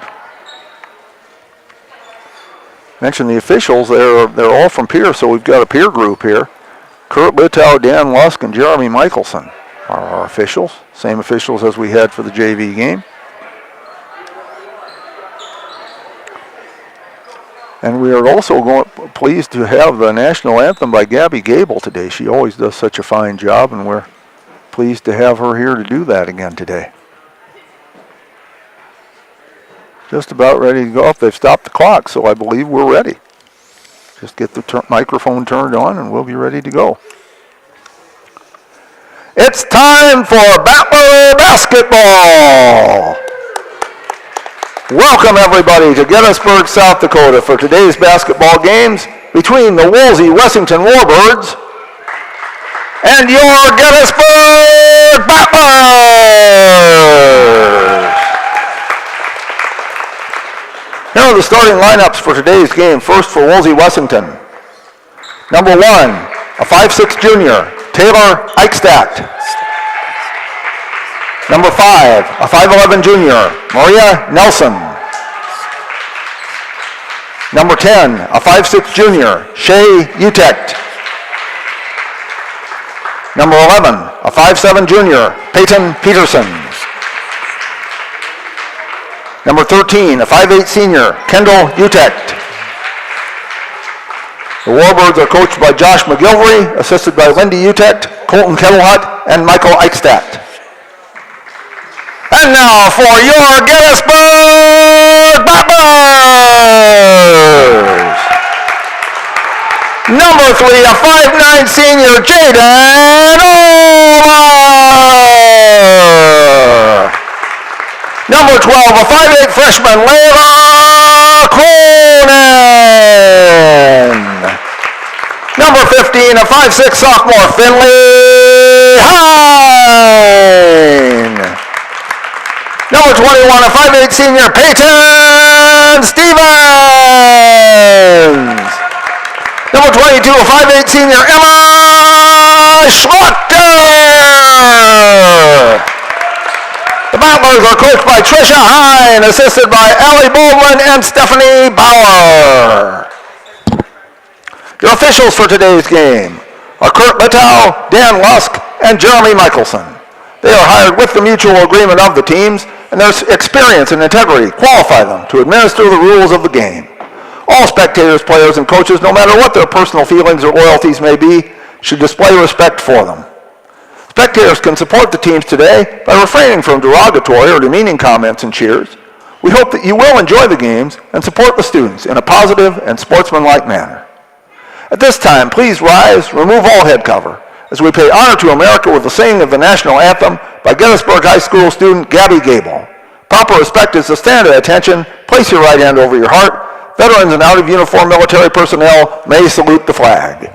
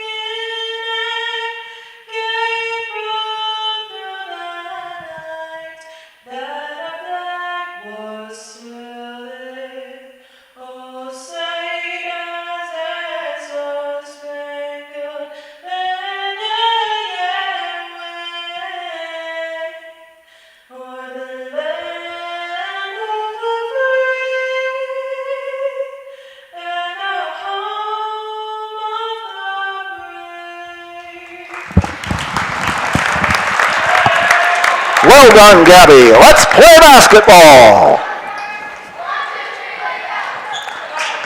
Okay, we are ready to go. I hope I didn't blow Warren's eardrums out there doing the starting lineups. We're ready to go. For the Battlers, it will be Jaden Allmeyer jumping center. And Nelson is going in the middle for the Warbirds. And those are listening in the Wolsey-Wessington area, we appreciate you tuning in. We really do. Yes, we do indeed. And we apologize if we get some of your names wrong. We're not doing it intentionally. And he's talking about me. Well, I make my share of mistakes too. No. But the Battlers get the ball. Peyton Stevens has it. Stevens looking, gives it over to Finley Hine. Over to Layla Cronin now. Hine has it. Hine with it now, gets it over. Tries to get to Schlachter and does. Emma Schlachter with it to Cronin. Deep two. Whoa! There, what a good start. Layla Cronin puts the Battlers on the board. 2-0.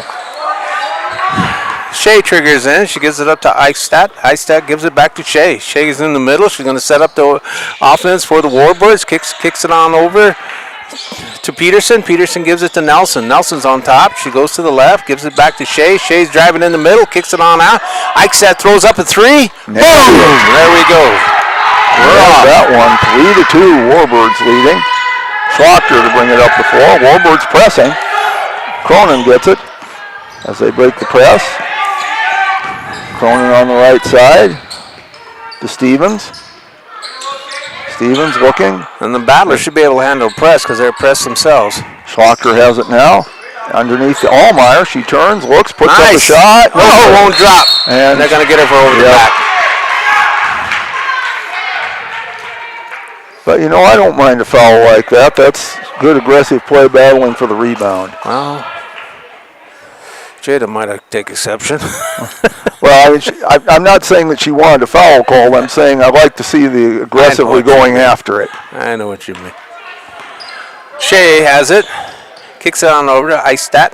Eichstadt kicks it back to Shea in the corner. She's in the right corner. She fires into Nelson. Nelson is looking to go up. No, she passes out over. Kendra saves it. Kendra goes in the middle. She kicks it out. Shea throws it up. No good. Loose ball, still loose. Pulled down by Kendra. Kendra kicks it on out. Finley's going to, Finley can't save it. Nelson has it. Kicks it on down to Eichstadt. Eichstadt goes up strong. She kicks it over to Kendra. Kendra drops 2. Kendall Utek with her first basket, 5-2. Hine to Cronin. They get it to the middle. Cronin driving to the right side, stops, looks one up. It's a little short. Cronin gets the rebound, puts it in. Layla Cronin with 4 points already. Shot. 5-4. Shea has it, passes on down to Kendra. Kendra has it over on the left side. Kendall has it. Kendall gets it back, kicks it on down. That's Peterson. Drops it on down to Nelson. Nelson wants to go up strong. And offensive foul. Yeah, she used her hiney to push. They nailed her. So that's the first foul on her, first team foul on Wolsey-Wessington. No pressure this time. As Hine will bring it up the floor unguarded. Now they pick her up, over to Cronin. Schlocker, double team, needs some help. Nice defense by the Warbirds. Gets it out to Hine, to Stevens. Back to Hine. Hine tries to get into Allmeyer and does. Double team. Over to Stevens. That was a good pass. There we go. Stevens hits the shot. 6-5 Battlers leading. Kendall, right? Kendall Utek. Kendall, yep. But this is Shea. Sister Shea. And Finley going to get Finley with a touch foul. Yep. Her first, second team but foul. But that's the referee is saying we don't want you reaching in. That's why they called it early. Well, and it's important that they keep control of the game. Eichstadt has it on the near side here. Kicks it on into Kendall. Kendall gives it up to Sister Shea. Shea has it. Finley's on her. Shea goes to the left, gives it up to Eichstadt. Eichstadt has it. Cronin rather takes it away. Cronin with it. Cronin to Stevens. I'll be honest, I thought Stevens should have lit it up. It would have been a deep 3. There's Hine to Cronin. Nice pass. Bounces away, but Allmeyer gets it. No good. Stevens has it up. Stevens goes up. Will they give it to him? No, he's pointing to the floor. She will not go to the line for 2. Nope. Battler's ball underneath. And they called, who did they call? Isn't 15. On the board yet. No, that's that's the other one. That's 10. 10. That's Shea Utek. So Hine throws it into Stevens. Stevens with it. Tries to get into Cronin and does. Back to Stevens. Give it. Good pass. Schlocker cleans it up. It's 8-5. A government worker score. Yeah. Eichstadt has it. They said Eichstadt touched it last. Yep. She's appealing, but there's no court of appeal here. Yeah, she thought sure it was going to be her ball, but that's not what the referees called. Schlocker has it to Hine. Hine. Nice move. Drives in, puts it up, and hits it. Nice start for the Battlers. Her first basket, 10-5. The teams are filling it up here in the first quarter. She's going left, gives it to Eichstadt. Eichstadt kicks over to Kendall. Kendall has it, drops it on down to Shea. Shea gives it back to Sister on top. Kendall goes, kicks it on down. Peterson has it in the corner, drops it into Nelson. Nelson goes up strong. They're going to get Allmeyer. Yep. That'll be her second already. They're calling that reaching in. Battlers do not have a deep bench, so they need to be careful of the fouls. Nelson's on the line. 3:36. Nelson's first shot is short. First free throw throw remains 10-5. He's got one more coming. That was the first free throw of the match by either team. Second shot's away. No good. Schlocker with the rebound. Over to Hine. Hine to Cronin, back to Hine. Cronin guarded closely by Utek. Over to Cronin. There we go. Stevens for 3. Yes! Peyton Stevens with 5, and it's 13-5. 13 to play. Kendall has it. Shea's trailing her up. The Warbirds are on the attack. Kicked on over to Shea on the right side. Shea goes in the middle. She's trying to go up strong. Yes, she does. Off the bar. Nice 2 move by Shea Utek. 13-7.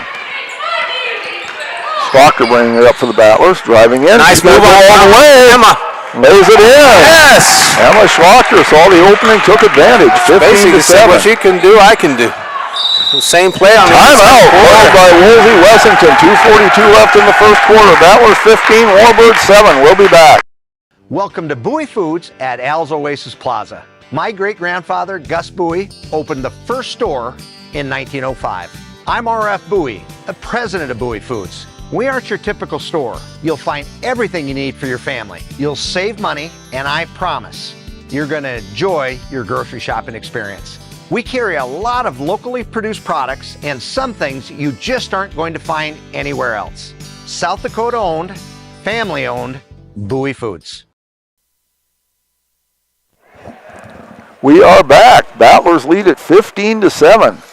Still in the first quarter. Over 2 minutes left in the first quarter. Yeah, the freshman, she tore the lid off that basket right away, Jeff. Cronin. Well, and nice balance on the scoring here. Stevens has 5, Cronin 4, Schlocker 4, Hein 2.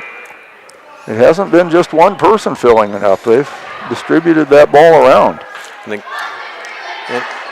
again, was something going to follow and again? Joe. I just had something handed up. Josh McGilvery, he wanted to do defense and transition. So far, the Battlers, I think, are a step ahead, half a step ahead of them. This is Kendra, has it. She'll trigger it into her sister. Shea has it. Shea kicks it on over to Jensen. This is her first time. She's an 8th grader, folks. Passes on over to Nelson. Nelson drops it into Shea. Shea wants to go in, kicks it out to Kendra. Kendra's on top, back to Shea on the right. She's looking to work it in. She goes right, she goes up strong. Skims off. Nice move, Nelson but she didn't get the shot. In there, and I think they're going to get Nelson. Very aggressive defensive play.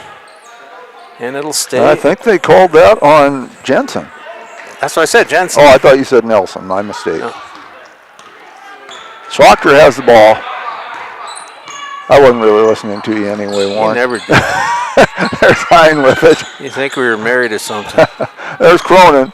Cronin with the ball. Oh, nice block by Nelson. Loose ball goes over to Eichstadt. Eichstadt gives it up to Kendall. Kendall has it across. Kicks it on over to Shea. Shea goes in the middle. She's a driver. Finley's got to be aware of that. She's done it 3 times now. Kendall has it. Kicks it out in front of Eichstadt. Eichstadt gives it up to Nelson. Nelson goes in. She kicks it out. Kendall goes up strong. Right, nice move by Kendall Utek. She has 4. It's 15-9.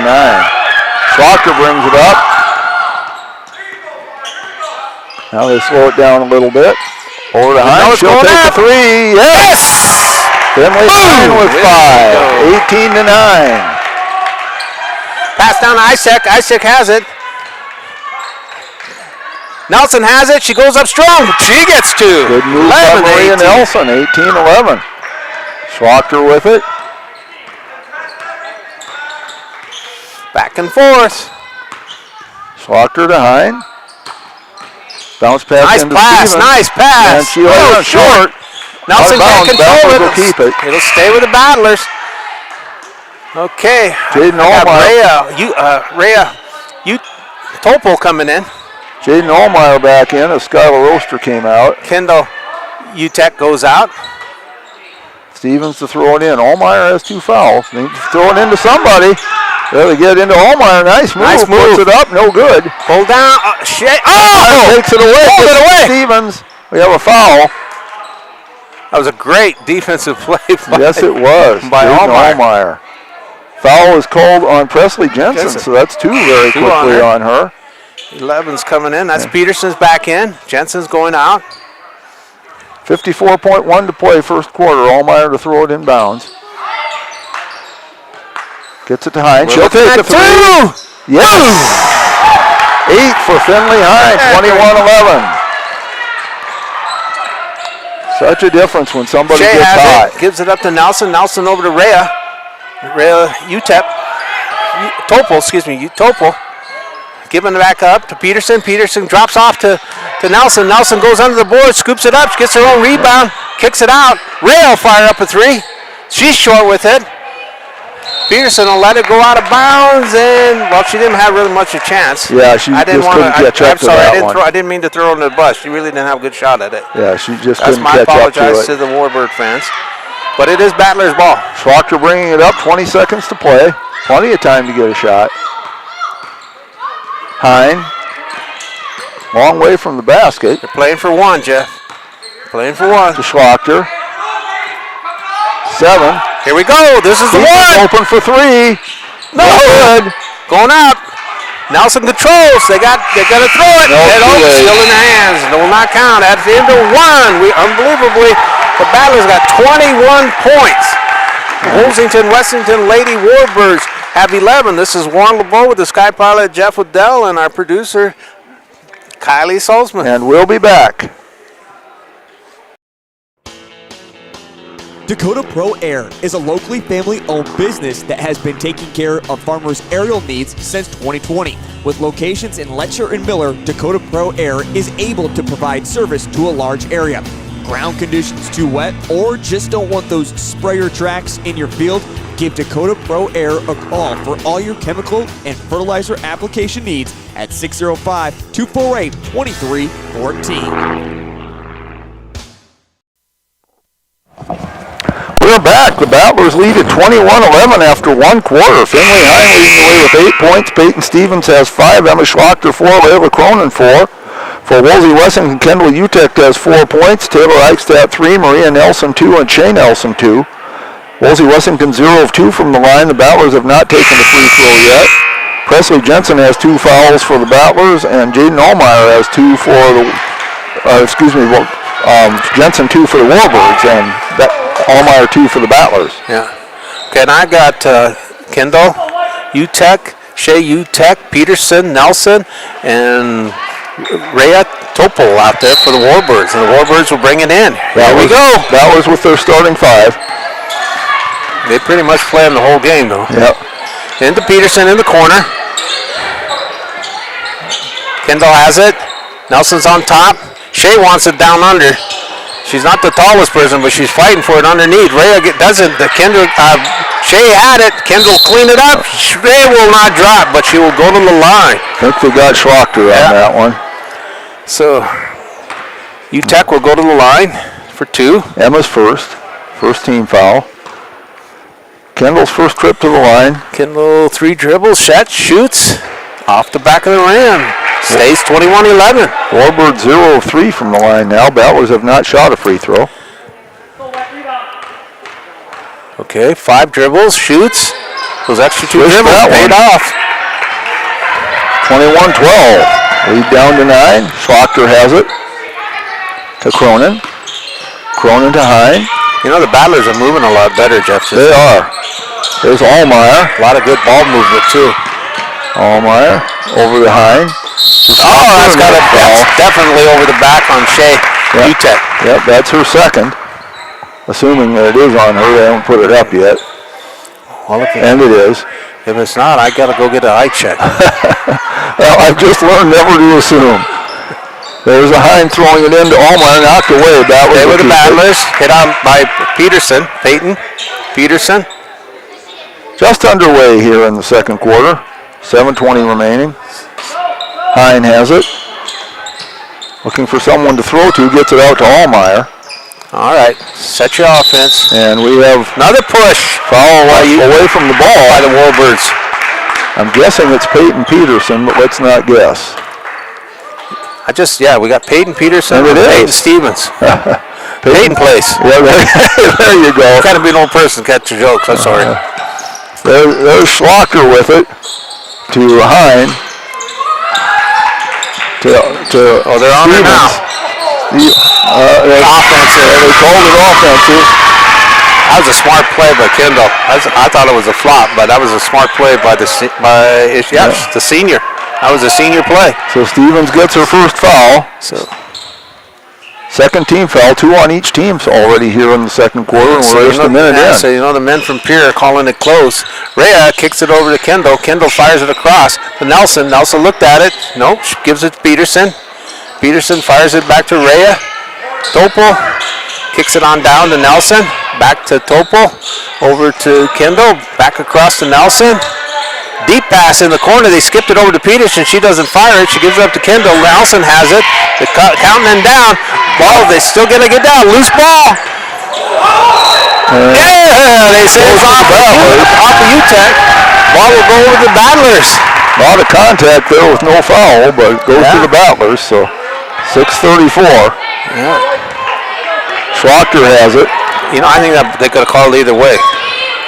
And maybe that's why they didn't call anything. Yeah. Cronin has it.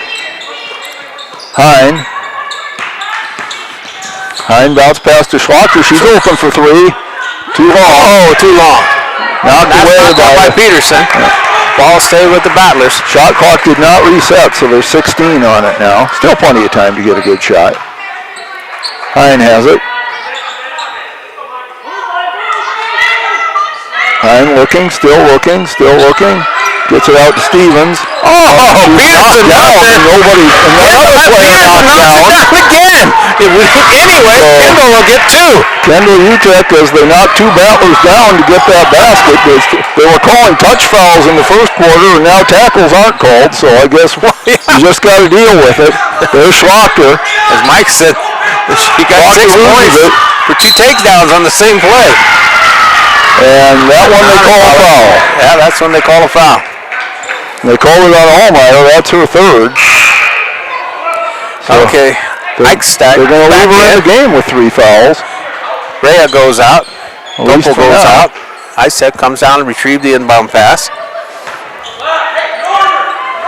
Now Oster comes. Now they're going to take her out. Oster comes in. Shake tells Eichset to go back. I'll handle it. She's the quarterback, though. For the Warbirds, Shea is. Gets it in. Kendall drops it on down to Peterson. Peterson drops it into Nelson. Nelson turns, spins, fires. Will not drop, but she'll go to the line. Fouls are starting to pile up here. Yes, they are. That one's on Stevens. That's her 2nd. No, maybe they called it on Cronin. That's her 1st. Nelson's first shot is away, and it is no good. Warbirds 1 of 5 from the line. 21-14, 5:33. Nelson's got another one coming, and it's good. 15-21. 21-15. Battlers lead down to 6. They have not scored here in the second quarter yet. There's Stevens. There we go. Oh, no good. Schlotter grabs the rebound. Great rebound by Emerson. Oh, that one they called. Peyton Peterson picks up the foul, her 2nd. Boy, she don't get cheated on falling, boy. She's not a timeout is called by the Battlers. Timeout, 5:23 to play. Battlers 21, Warbirds 15. Fentanyl is a powerful synthetic opioid, up to 100 times stronger than morphine. Even a tiny amount can be deadly. It's often mixed with other drugs without your knowledge, increasing your risk of overdose. Protect yourself and your loved ones and avoid unknown substances. Stay informed, stay safe, and remember, one pill can kill. For more information on fentanyl prevention, visit your local health resource or speak to a healthcare professional today. This message was brought to you by the Great Plains Tribal Opioid Response, so that the people may live.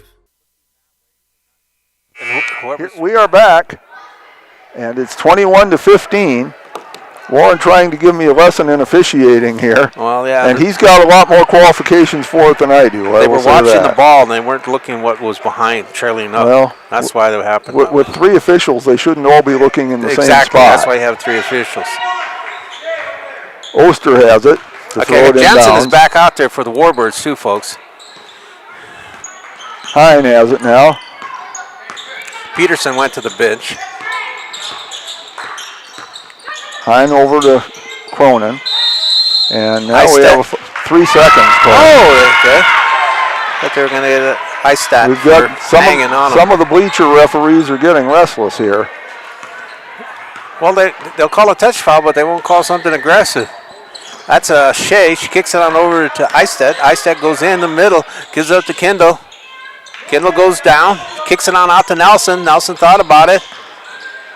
Pass back out to Shea. Shea likes to drive. She does. She kicks it out, though. Eisted goes in the middle. She lost it off her knee. Nelson cleans it up for her. Good play by Nelson. Nelson drops it into Kendall. Kendall turns, spins, no good. Here comes Emma. Walker runs down the rebound. She's got 3. Seems like she's got more than that. She drives in, now pulls it back out to Stevens. Stevens a deep 2. Yes! First points for the Battlers in this period, 23-15. Kendall gets it across, kicks it back out to Sister Shea on top. Shea has it. Okay, UTEX are playing catch. Down to Nelson in the corner. Nelson kicks it on top. Eistek, Shea has it. She looked at it, but no, she'll fire it back out to Nelson in the middle. Kicked out onto Eistek. Eistek throws up a 3. It's no good. Schlochter another rebound. That's 4. Gets it down court to Hine. Hine looking back to Schlochter. Schlochter over to Stevens. She's open, drives in, puts it up. Oh, they got Kendall. And it's taken away from her. Kendall gets it across. Comes jump stop, kicks it back to Shea. Shea goes halfway down, kicks it back out to Nelson. Nelson's on top, back to Shea. Over to Eisted. Eisted drops into Nelson. Nelson turns, spins. She wants to go up. She does go up for 2. Beautiful move. Up and under, as they say. That's 23-17. Battler lead down to 6. Schlochter has it. 3:20 to play, third quarter. Stevens for 3. No She's good. short with it. Pulled down by Shea Utek. Shea Utek, long pass down to Isat. Isat going up strong. She's fouled, and they're going to get Cronin, I believe. Isat will go to the line. And it is on Cronin. That's her second. Battler's in the bonus now. Isat shoots the lefty. No good. She's got one more coming. Her first trip to the line today. So Finley Hines, our lefty, nice test there as a lefty shoots. She's short. Touched it, I though. didn't think it hit anything. It did. It did apparently touch. It did. It hit enough. Well, and the barely hit it. Referee had a much better view of it than I had, so we'll go Well, with you could that. see it change directions, though. Well, I couldn't, but your eyes are probably better than mine. Wow. Without my glasses, I couldn't see My anything. optometrist might argue. Mine would argue the other way. But anyway, it's Battler ball. And there's 3:10 to play in the second quarter. Hine has it. Over to Cronin. Cronin to Schlochter. Schlochter drives to the middle. Now Their knee, they're pushing up on their knee. Oster for deep 2, no good. Kendall gets the rebound. She's running. She's got 2 battlers in front of her. Wisely, she stops, pull it out. Shea will fire up a 3 straight away. Boom! She gets it. 23-20. Lead down to 3. Well, you've got to play with the officials you've got, not the ones you wish you had. So Battlers will just have to deal with it. Oster has it. Knocked away. Reached in. No call. Letting them play. Cronin. Hine for 3. Nails it. Finley Hine, 11 points. 26-20. Shea has it. Kicks it out front to Kendall. Kendall back out to Shea in the middle. Shea going in the middle. Kicks it out to Nelson. Nelson's on the wing. Drops it into Istek. Istek has it. Gives it to Shea. She's still on the wing. Drops it in the corner. Try to give to Jensen. Jensen can't handle it. Last touch by Jensen. It is Battler's ball. 2:03 to play, second quarter, 26-20. Here comes the Battlers. Scoring has definitely slowed down here in the second quarter. It was 21-11 at the quarter break, now 26-20 with 2 minutes to play. Hine has it, over to Cronin. This Schlochter. Schlochter driving, now stops, pulls it back out. She's tied up. She did move it. And that was Leah Larson who entered the game. Yeah. Now Leah's just a freshman, but to be fair, Jensen's an 8th grader. Yeah. And Larson did some good work on defense in the JV game. Okay, Shea gets it across. Kicks it on over to Kendall. Kendall has it. Back to Shea in the middle. Dropped it into Nelson at the free throw line. Gives it up to Kendall. She won't pull the trigger. Back to Shea. Gives it up to Isaac. Isaac drops into Nelson. Tied up by... Oh! And Oster takes Oster it did away. a great job on She was defense. Osterized. She don't have Goes the all the way. Go all Puts the it up, way. no good. Battle Loose for the ball. rebound. Shea has it. Knocked away. Still loose. Picked up by Isaac. Kicked Thrown. on over. Kendall's there for the loose ball. Good job by Kendall. Coming up on a Utek. minute to play. Shea has it on top. Kicked into Jensen. Jensen has it. She wants to shoot. She's tied up. Should be a jump ball. It is. Goes to the Backwards basket. ball. Peyton Stevens coming back in for Leah Larson. And Rhea Topo comes in. Kendall Utek goes out. Minute 4 to play, second quarter. Hine to bring it up for the Battlers. And I got the right Topol, dark shoes. Stevens has it. Jensen on her. Stevens driving in. Blocked by Jensen. Shea has it. You know she wants to run. Kicks it out front to Rhea. Topol goes up strong, but they said she walked. Good defense by Finley Hine, really. Yes, very Could have good. been a jump ball, but they call her traveler. 42.8. Second quarter. I walk the line. Schlochter has it. Schlochter to Cronin. Coming up on 35 seconds, folks. Stevens. Hine. Hine drives baseline. By Puts it up, Finley. no good. Pulled down by Jensen. Jensen's clearing out space. Gives it to Rhea Topo. Rhea Topo's coming up on 20 seconds. They're looking for one shot, I guess. Yeah, looks like they're going to take the last shot. Shea, Utek has it. Kicks it down to Jensen. Jensen lost Knocked away it. by She Oster. did. She lost it. And Good Stevens defense. have it. Good job by 6 Oster. seconds. Stevens driving. And we have a whistle and a blocking Blocking foul. on Nelson. That's her second. 4 seconds. It gives the Battlers a chance to set up a play. 4 seconds is a lot longer than you think it is when you're on the court. They've got Peterson's coming back in. So's Kendra Utek. Shea Utek. Nelson go out. and Josh McGilvery having a conversation with the referee, slapping his arm a couple of times, his own arm, not the referee's arm. Hine looking to throw it in, throws it to nobody in particular. There's no but they over chase back. it down. No over Cronin back. has it. Gets it to Oster, puts it up. Yes! Skylar Oster hits it at the buzzer. Yes! So, at halftime, Buzzer beater. the Battlers 28, Wolsey-Wessington 20. A fine play there by Skylar Oster at the buzzer.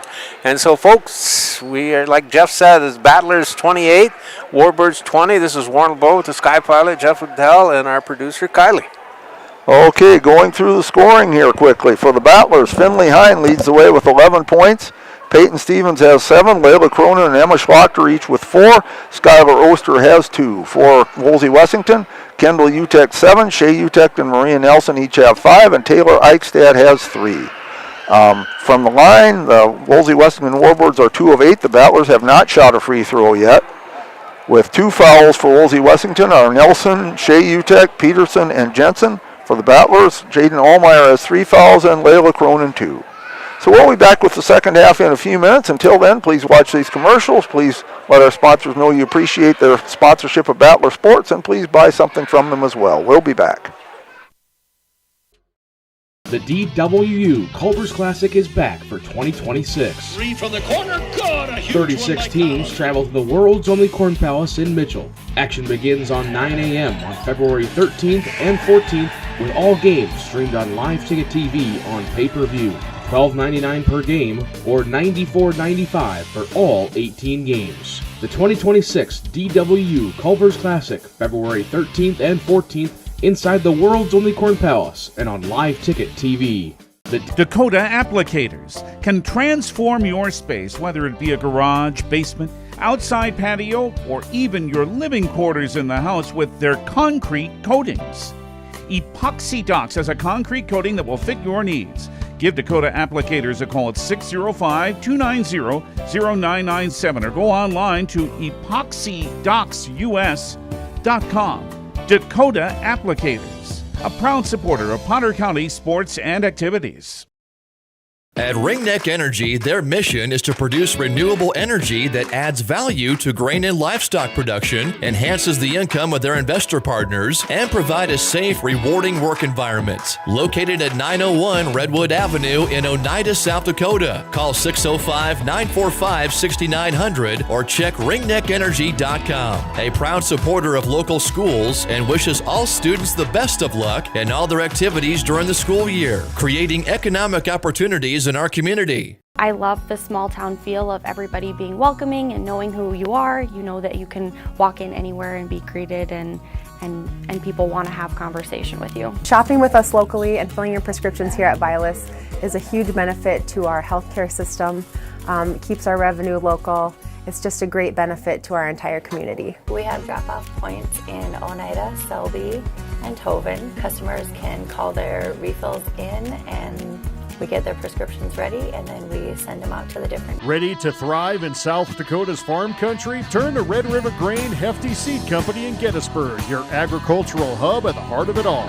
You can rely on Eric, Kyle, or Colby for all your chemical, seed, and fertilizer solutions. They are your ultimate source for Hefty, DeKalb, and Asgrow varieties, tailored to maximize your crop yields. Join the winning team and cheer on the battlers with Red River Grain Hefty Seed Company. Call 765-2640 and let's cultivate success together. Now's your chance for a great deal on smoking fast fiber internet from Venture Communications. Upgrade to the speed you need, up to 1 gig. And with whole home Wi-Fi included as part of your service, experience no-lag gaming, your favorite music, web surfing, HD video streaming, and connect to the latest smart devices. If you're ready for an upgrade, call or visit Venture Communications online. The innocence of youth. Is there anything any better? But soon they'll be in high school and facing all the same challenges you faced. How to make friends, how to fit in, how to be cool. We want our children to have everything they'll need to live fulfilling and productive lives. Make sure the kids in your family are among the more than 57,000 participants here in South Dakota who take part in high school sports or activities. Schlachter Lumber in Gettysburg is a proud supporter of Gettysburg and surrounding community sports and activities. Schlachter Lumber has been serving the area since 1888. When it comes to building, come to Schlachter Lumber. They carry Valspar paints, Midland garage doors, Marvin windows, a large variety of Milwaukee tools. Schlachter Lumber services and repairs all kinds of tools and compressors. They're happy to provide you with a free estimate too. Call Schlachter Lumber at 605-765-9417. Proud to be a part of bringing you this game. Schlachter Lumber in Gettysburg. We are back here in the Big Red House in Gettysburg, South Dakota. This is Jeff from the Schlachter Lumber Press Box in the Battler Booster broadcast booth. This is Jeff Adele alongside Warren LeBeau, the fine sports reporter for the Potter County News, and our producer, the incomparable Kylie Saltzman. Battlers lead at 28-20 at halftime. It was 21-11 at the quarter break, so the scoring slowed down a lot for both teams. And they've been banging on each other. Yes, they have. For the scoring, Finley Hine has 11 points, 9 of them on threes. Peyton Stevens has 7 points, Layla Cronin 4, and Emma Schlachter 4. For Cronin and Schlachter, all those points came in the first quarter. Skylar Oster has 2, and they came on the buzzer beater there at the end of the half. For Wolsey-Wessington, Kendall Utecht has 7 points, Shea Utecht and Maria Nelson each with 5. Taylor Eichstadt has 3. Wolsey-Wessington 2 of 8 from the free throw line. The Battlers are 0 of 0. They have not shot a free throw yet. In foul trouble, the Battlers have Jaden Allmeyer with 3 and Layla Cronin 2. For Wolsey-Wessington, Maria Nelson, Shea Utecht, and Peyton Peterson each have 2, as does Presley Jensen. That may affect the Battlers just a little bit more in that they don't substitute a whole lot. Although I haven't noticed the Warbirds substituting a great deal, more than the Battlers have. Well, if you notice, they brought Larson in kind of fairly early. Yeah, Leah Larson came in fairly early. She and Oster too, as well. But that's because Jada got nailed too. Yeah. Oster usually plays some on the varsity. Leah Larson has not played a whole lot. But she has been coming in more and more lately. Yeah, and she's played very well when she's gotten a chance. So Warren, any thoughts on the first half? Well, I think, it's got a little frustrating because, they let them hammer on each other and they'll call a touch foul. That's a little frustrating, but I guess I'm looking with my heart instead of my eyes too, right? Well, and we do that because as we have told you at the start of the JV game, and I didn't get a chance to repeat it, but for you folks in Wolsey-Wessington, and you figured this out probably, but we are the Battler broadcasters. And so we don't claim to be neutral here in these games. And then that Shea Utuck is a heck of a driver. She wants to play downhill all the time. Yes. She says she's going straight to that basket. Yes, and Maria Nelson has made some nice plays as well. And that's the other thing we do say is that we aren't neutral, but we do try to be fair. When one of your players plays well, we'll say so. If your team is playing well, we'll say so. And they played a lot better on the defense there in the second half. And we didn't get a chance to say this, but Rhea Topol played a lot, and she went out. We thought she might go down during the JV. Yeah, so that's right. Good to see she's back at full strength. Yes. Upcoming Battler sports today, the middle school boys are in a tournament in Millette. That started at 11 o'clock this morning. Monday, the middle school boys are here in Gettysburg to take on Ipswich. And Monday at 5:30, the middle school and JV wrestlers go to Ipswich. Tuesday, the girls and boys have a doubleheader here in Gettysburg in Dupree. Warren and I will have that for you. That will start at 5 o'clock with the boys' JV game. There will not be a girls' JV game on that night. And also on that night, there will be a girls' dance performance at halftime of the varsity game. It doesn't say which varsity game. One of the varsity games anyway will have a halftime performance by a girls' dance troupe, so we look forward to that. Friday night, we're back in action here in Gettysburg. Another girls-boys doubleheader. That will be against Faith. There will be a girls' JV that night. It starts at 4 o'clock. And that will be Parents' Night. So we certainly look forward to that. Saturday, the boys go to Dakota State to play Corsica Stickney in the DSU Classic. That will start around 4:30. And also a week from today, the wrestlers go to Groton for the Groton Wrestling Invitational, and that will start at 10 a.m. Okay, I want to do a shout out to the boss, Miss Molly McRoberts. The other boss is Harry and their dog Boo. Boom! Then I have to get this in there, and I know she's listening, is my daughter, Ketu LeBeau Frost. She married Taylor Frost. They're both graduates of Gettysburg High School. And today is Ketu's birthday. Happy birthday, Ketu. Okay, and then a lot of people have been asking me. The baby is due March 2nd. All right. So that's my big shout out. Okay. Now I want to do a shout out to Tyler Fisher, who had a birthday here the other day. And happy birthday to him, a little bit late. And he does so many things for the Battler Boosters Club and for us and for lots of other people as well. Lots of other things going on in town that he's involved in. And so is his wife, Kelsey. They both are involved in a lot of stuff. Everything. Just like Mike Schlachter. Yes, absolutely. Okay, here come Eichstadt, as well as Shea Utek, Peterson, Nelson, and Kendall Utek. Battlers with the starting five: Stevens, Allmeyer, Schlachter, Cronin, and Hine. And the ball belongs to the black and gold. Shea has it. All right. Drops it into Nelson. Nelson's going up strong off the board and rolls it into two. She gets it going. Nice play there by the Warbirds, 28-22. Schlachter brings it up for the Battlers. To Hine. To Stevens. Stevens looking. Still looking. Bounce pass tipped away by Kendra. Picked up by Eichstadt. Gives it to Shea. Here comes a Warbird there. She wants to go downhill right away. Gives it up, kicks it over. That's Peterson in the corner, being called by Allmeyer. Eichstadt has it. Eichstadt kicks it back out to Peterson. Peterson gives it up to Nelson. Nelson throws over to Eichstadt. She'll fire up at three. Long. Too long. Schlachter with the rebound. That makes 5 for her. Brings it up the floor. Loses it. Eichstadt. Still loose. Finally picked up by Nelson. Here comes the Warbirds. Kicked out front to Kendall. Shea has it. Again, she goes downstream. She's going up strong. Will not roll in. Gets her own rebound. Kicks it back out to Nelson. Nelson forces it up. Shea gets another rebound. Puts it up. And she will not drop. But she'll go to the line for two. I think they got Schlachter on that one. Yep, that's her second. Going to the line for two is Shea Utek, her first trip. She'll try to shave some points off the lead. And that'll help her. 28-23. See if she can shave another one. 2 dribbles, shoots, rolls out. But they get the rebound. Peterson gets the rebound. Offensive rebound.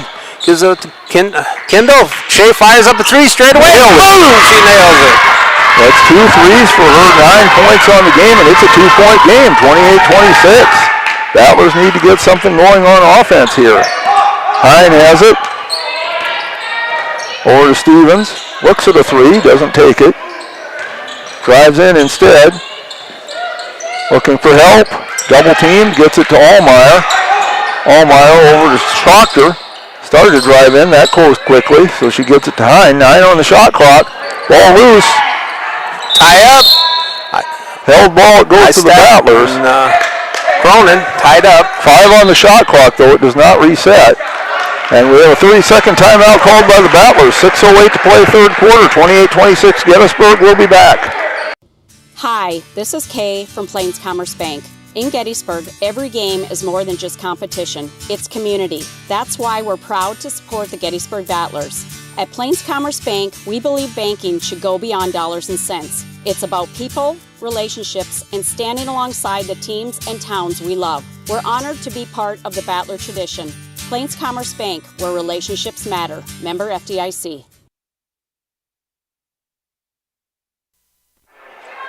We are back here in Gettysburg.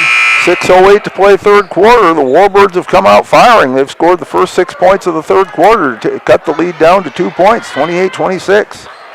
See if the Battlers can stem the tide. They only have, the shot clock did reset. I don't think that's right. Well, I don't know if it is, but the refs it gotta did. Notice it, not us. Yeah.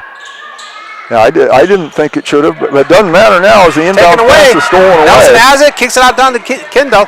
Kendall goes up strong. 2, we got a tie ball game. Kendall Utek, 9 points. Hine has it. Nearly has it taken away. Stevens has it now. Over to Cronin in the corner. To Schrochter, she drives in, puts one up. Foul. Old-fashioned 3 coming. Schrochter with 6 on the game, puts the Battlers back up by 2. Foul will be called on Maria Nelson. That's her 3rd. First trip to the line for the Battlers here with 5:47 left in the third quarter.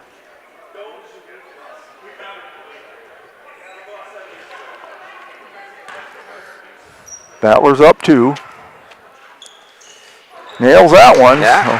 Battlers 100% from the line, She's 1 of 1. She's a 60% shooter from the line. 31-28. This is Shea. She gets it across for the Warbirds. Finley's on her. Tightening back up. Nelson has it. Nelson spins. She dips. She goes under. Drops it. Move by Maria Nelson. She's got some nice moves under the basket. 31-30. Hine has it. She'll take a 3. No good. Schrochter with the rebound. That's 6. Over to Stevens. Stevens drives in, puts one up, no good, knocks it out of bounds, and it should go to Warbirds. It should. Well, that's what I thought, but the referees did not think so. All right. 5:17 to play. Well, we're Battler announcers, but we both believe it should be Warbirds ball. That's right. But we don't count. There's Allmeyer. Allmeyer looking, gets it to Stevens. Guard closely by Nelson, and they call the foul. Was it Nelson on Nelson? If that's Nelson, that's her 4th, and it is. Yeah, Jensen's already up. She wants to come in. So Nelson goes out. Jensen fouls. comes in. Jensen's impressive. So she's number 14. She's only an 8th grader, but she stands 6 foot tall. Hine to throw it in to Stevens. There's Hine. Hine driving. Loses it. And traveled. They traveled. 5:01 to play. Warbirds with a chance to take the lead here in the third quarter. Here comes the Warbirds. This is Shea. Utek. Sister's on her left. Dropped on down into Peterson. Allmeyer's on her. Kick back out front to Shea. Kicked on over to Kendall. Kendall fires it across court. I think that was supposed to go to Peterson. Shea robbed it though. Goes into Jensen. Jensen steps in, steps out. Throws it out to Eistedt. Eistedt throws it up. It's short. Still loose ball. Anybody's ball. Allmeyer runs it down. They're going to get Peterson. That's the 3rd on Peterson if it's on her. And it is. 3 fouls now on the Warbirds in this quarter. Schlachter throws it inbounds, or takes the inbound pass rather from Hine to Cronin. Hine with it. Hine driving the baseline, gets bumped, no call, puts it up, no good. Kendall gets it, gives it up to Shea. Here comes the Warbirds. Like Shea wants to go downhill. She kicks out of Eistedt. Eistedt throws up. She's way short with it. Peterson cleans it up for 2. Peyton Peterson right there gets her first basket, and the Warbirds take the lead, 32-31.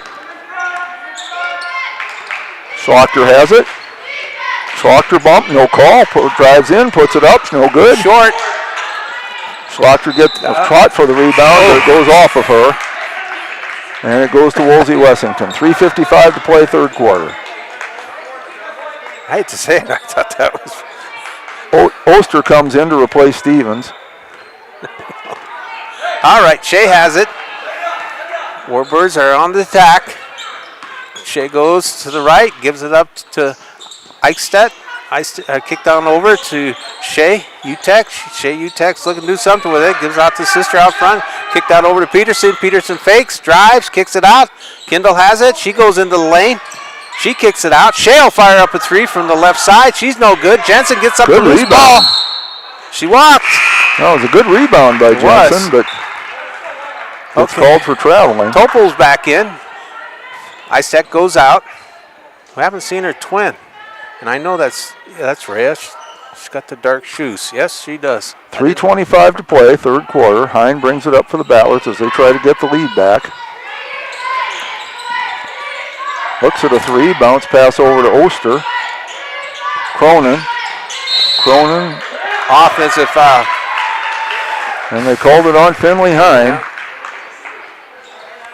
Her second. Again, most people say that's a moving screen, but it's actually a block.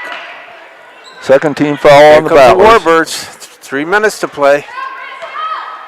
Shea gets it over the line. Finley's on her. Drives in. Shea goes up strong. No good. Cleaned up by Jensen. Jensen's going to go put it back up. She's short with the shot. Jensen cleans up her own miss. She's going to go up strong. She'll go to the line because she missed, but she'll get 2 coming.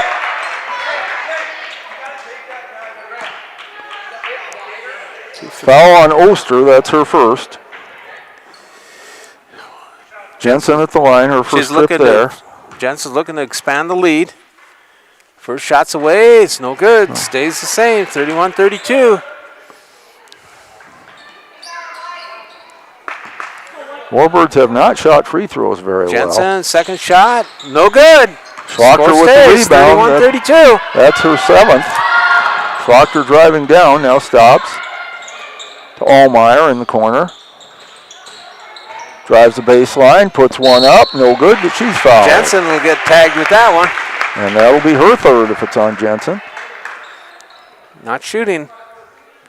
Oh, yes, she is shooting. Yeah, it was a shooting foul. I thought the way they were moving it wasn't, but Allmeyer's at the line. Her first trip there today. That's only the second free throw the Battlers have shot. Boom! We're tied. Second tie. 32 apiece. 2:40. Nails that one. So the Battlers take the lead. 33. Oh, Finley high. The inbounds pass. Great defensive play by Finley. Schlachter has it. Schlachter dribbling, gets it out behind. High deep 3. No good. Scrum for it. Schlachter gets the rebound. That makes 8 for her, and she's fouled. Hit Jensen again. It might be Utex. I think they did. They got Kendall Utex, her first. That's 5 team fouls, though, so we're shooting. Schlachter at the line. She's 1 of 1. Again, for the season, she's 60% at the line. Nails that one. Little breathing room, Jeff. Little breathing 2 points. Very little, but more than 1. It's 2.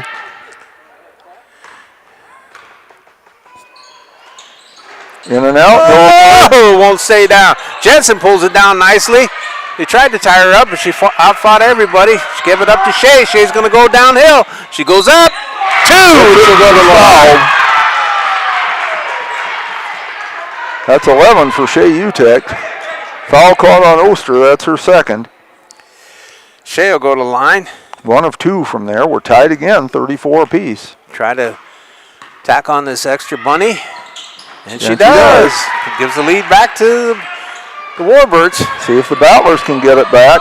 2:10 to play. Oster driving, now stopped and almost lost the ball, but got it back.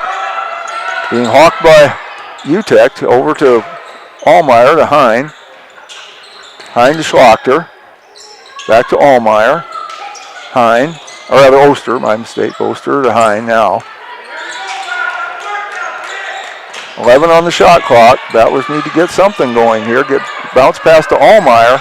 She turns around, puts up a tough shot, no good. Pulled down by Shea. UTEC.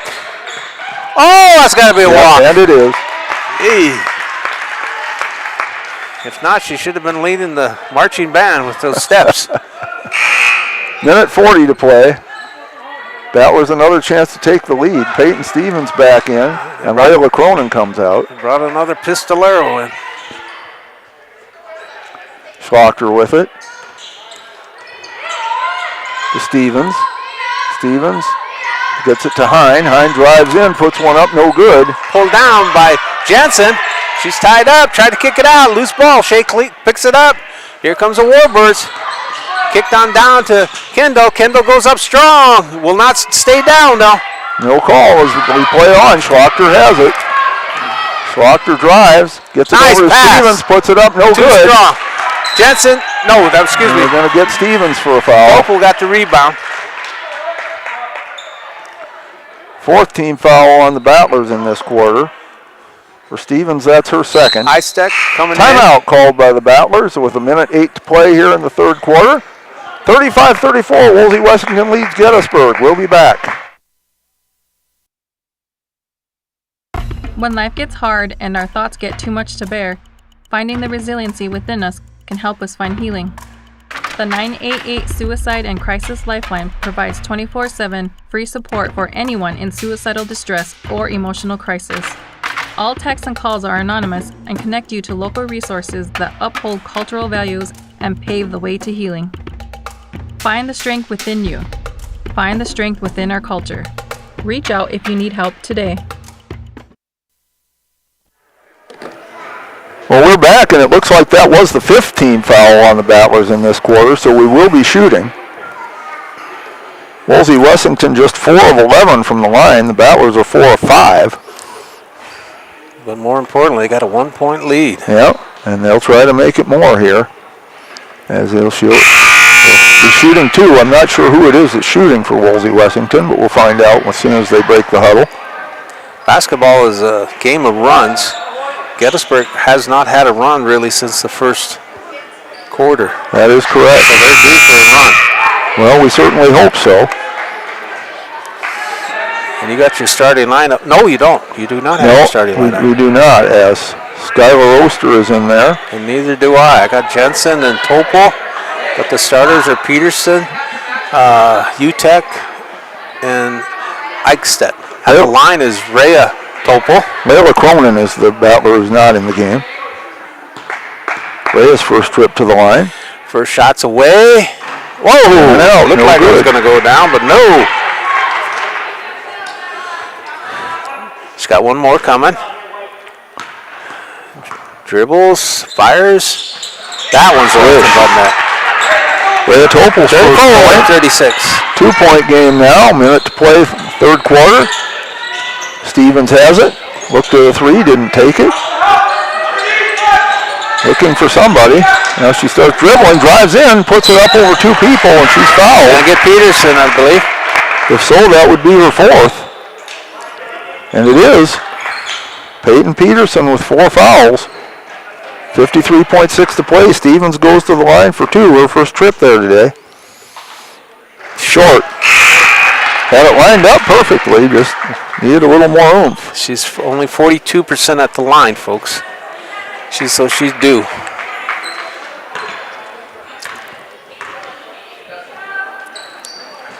There that one goes in. So lead down to 1. Here comes Shea. She's got the Warbirds back on the attack. Kicks it over to Kendall. Kendall has it. Fires it on down to Eichstedt. Back out front to Topol. Topol dribble. Oh, picked the pocket by Hines. She's all the way. The lefty. Lays it up and the Rattlers lead by a point. That's 13 for Finley. Shea has it. She gets across the line. Finley's on her. Kicked it on down to Kendall on the right side. She's on the right wing. She's bringing it back out to the top. Oh, Finley almost had another one. Shea maintains control. 10 seconds on the shot clock for the Warbirds. You can hear them counting down. Shea drops it into nice play. Kendall. She's too far out there. Rebound. No good. Pulled down by Stevens. So at the end of 3, folks. With some little bit of breathing room, very little. Gettysburg Battlers is 37. The Wolsey-Wessington Lady Warbirds 36. This is Juan LeBeau, the Sky Pilot, Jeff Waddell, and our producer, Kylie. And buckle your seatbelts, folks, and give them an extra tug. We'll be back with the fourth quarter after this. Out here, you learn that to keep growing, you have to keep changing. CHS and the farmers and ranchers we serve know all about change, because together we've changed agriculture. That's why we're the largest farmer-owned cooperative in the country. So farmers own the system they count on, with advantages at every step. From innovative tools that help crops grow, to grain processing expertise, to energy solutions, we create connections to empower agriculture. Learn more at chsinc.com.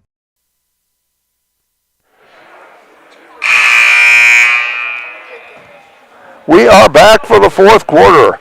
Battlers have led at each quarter break. I was going to say led all the way, but that wouldn't be right because Warbirds have had some slight leads there in the third quarter. But right now it's 37-36. Shea Utek leading the way for Wolsey-Wessington with 12 points. Maria Nelson and Kendall Utek each have 9. Finley Hine has 13 to lead the Battlers. Foul trouble, Jaden Allmeyer has 3 for the Battlers. Maria Nelson and Peyton Peterson each with 4 for the Warbirds. It's Warbirds ball as we start the fourth quarter. Yeah. All right. Kendall, Shea, Utek, Rhea, Topol, Jensen, and Eichstadt out there for the Warbirds. Taken away by Allmeyer. She's got try to drive all the way. Now she stops. Wise move. Gets it to Stevens, to Schlachter. Schlachter driving in, kicks it out to Allmeyer. As Oster into nice pass. Stevens. Good feed pass. Stevens puts up a tough shot. No good. Battles for the rebound. Oster gets it. Oster's been behind. Oh, take it away. Kendall's got it. She's wide open. They're going to catch her. Yes, they do, but they're going to call a foul. And now they're going to make her earn it. We'll see who they call it on, though. Is it on Finley? No, it's on Allmeyer, and that's 4. We'll see if they leave her out there or if they put her on the bench.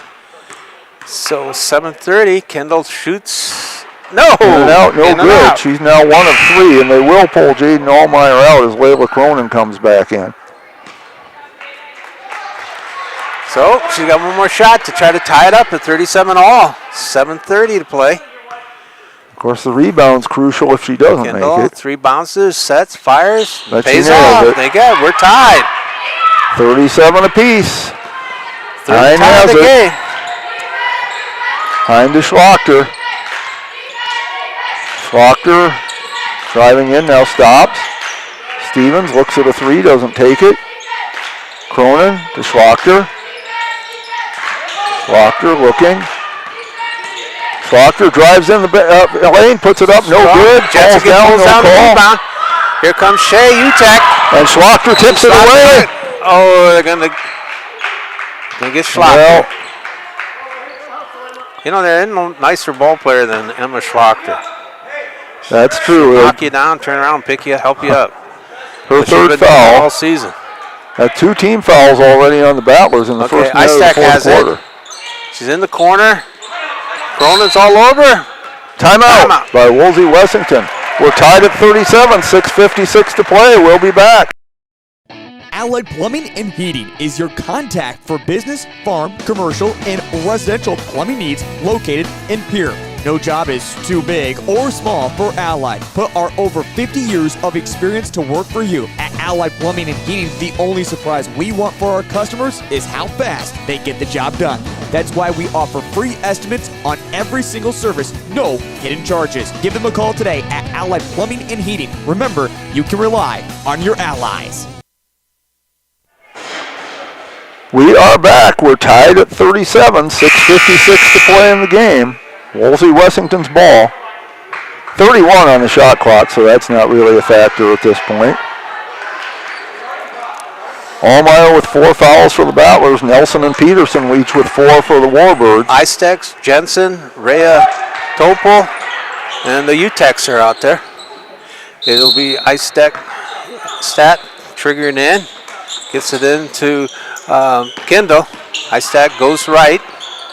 Looking for help. Drops it into Jensen. Jensen spins. Kicks it out to Rhea. Rhea still has it. Still has the ball alive. Kicks it on over to Shea. Shea drops it into Istex. Istex goes in the middle. Oh, that's got to be another walk. Yep. High stepping. In the NBA, that would have been a beautiful move, but not in high school. Are leading the high school marching band. Hine has it. Hine looking, bounce pass into Stevens. Stevens bump, no call. Now they call it. They get Shea Utek. That's her third if it's on Shea. And it is. First team foul on the Warbirds. Shooting foul, so Stevens at the line for 2. She's 1 of 2 tonight. 1 of 3. Another chance to give the Battlers the lead. Again, Peyton is 42% shooter. Jensen goes out. Back came in Nelson for the Warbirds. Can she break the tie? Nope. Nope. Nelson gets it. Gets it out to Kendall. Kendall kicks it on over to Shea on the right side. Shea comes. Nope, she does not go in the middle. She goes to the right. She gives it up to Rhea Topol. Kendall, throw up a 3. No good. And they got to get Shea. I believe so. That would be her 4th if it's on her. Second team foul. And Peterson's it is. coming in. And Eistedt goes out. Warbirds now 3 players with 4 fouls. Battlers have 1. And we still got a tie ball game with 6:10 to play. Schlochter brings it up for the Battlers. To Oster. Oster's played a lot of minutes in this game. Done well. Had. Stops. I thought she trapped that. Yep. She did travel. Okay, Eistedt is coming in. Rhea Top. No. Shea is going out. Now they're protecting her. 5:56 remaining. So Rhea will quarterback. She should. Kendall's going to the left. Topol's getting across the line. Kicks it across to Kendall. Kendall back on over to Eistedt. Loose ball. Scrum underneath. They're on the floor. Jump ball. Ball will belong to the Battlers. 5:43 to play. See if the Battlers can take advantage of it. Good job by Layla. Yes, she's played well today. There's Schlochter with it. Schlochter looking, gets it to Oster. Oster. We have a foul underneath the basket. They got Peterson. Oh, she doesn't agree, but that's going to be her 5th. Not a happy camper. Jensen's coming in. She's got to check in. Got to dot the I's, cross the T's, right? Yep. 3rd team foul.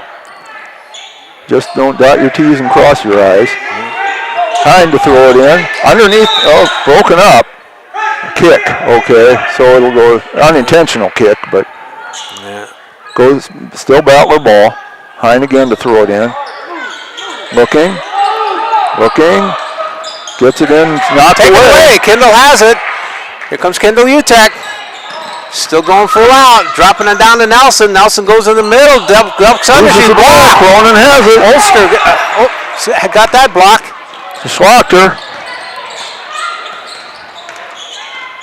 Schlochter to Hine, or Cronin rather, nearly lost it, but got it back. Now Hine has it. Hine. Oh, she'll light it up. 3. 16 for Finley. Hine, the Battlers take a 3-point lead, 40-37. Kendall has it. She gets across the line. Kendall goes in the middle. Kicks it out to Rhea. Back on top to Nelson. Back to Topol. Rhea has it. She's trying to move him around. Almost picked her pocket. Guarded closely by Oster. Oster wants a piece of it. Nelson has it on top. 10 seconds to shoot. Kicked on over to Rhea. Rhea fire up at 3. It looks good. It's too strong though. Oster with the rebound. It was lined up, just a little too strong. Oster brings it up. Now she'll stop. Gets it to Stevens. Hine. Schlochter. In the corner. Now comes out of the corner. Now Stevens is in the corner. Looking for help. 15 on the shot clock. Tries to drive baseline. Loses it out of bounds. It goes to the Warbirds. And Shea Utep coming in. Coach McGilvery don't want to take any more chances. He's rolling the dice. He's putting Shea back in with 4 minutes basically to play. And Jaden Olmeyer comes back in as well, replacing Skylar Oster. She has both of those players have 4 fouls. Yeah, so. But we're at less than half of the fourth quarter left. So both coaches said you're not doing any good on the bench. Get out there. You can't take the fouls home with you. Shea has it. Forces it in. Loose ball. Who are they going to say? Stays with the Warbirds. Good play by Olmeyer. She knocked that away. She's not backing down with those 4 Somebody's fouls. got to take it out. I'll do it. I'll do it. Kendall says she has it. She triggered in here on the near side. Schlachter's on her. Kicks it out to Shea. Shea, wants to go downhill. Kicks it back to Shea. Hines on her. Guarding her strong hand. That means shading her right. Gives it to Eistedt. Eistedt over. Nelson back to Shea. Shea's going to the right. Goes in the middle. Forces it up. Oh, shot by Shea Utep. That was a tough shot she got before. 14 points. 40-39. Battlers up by 1.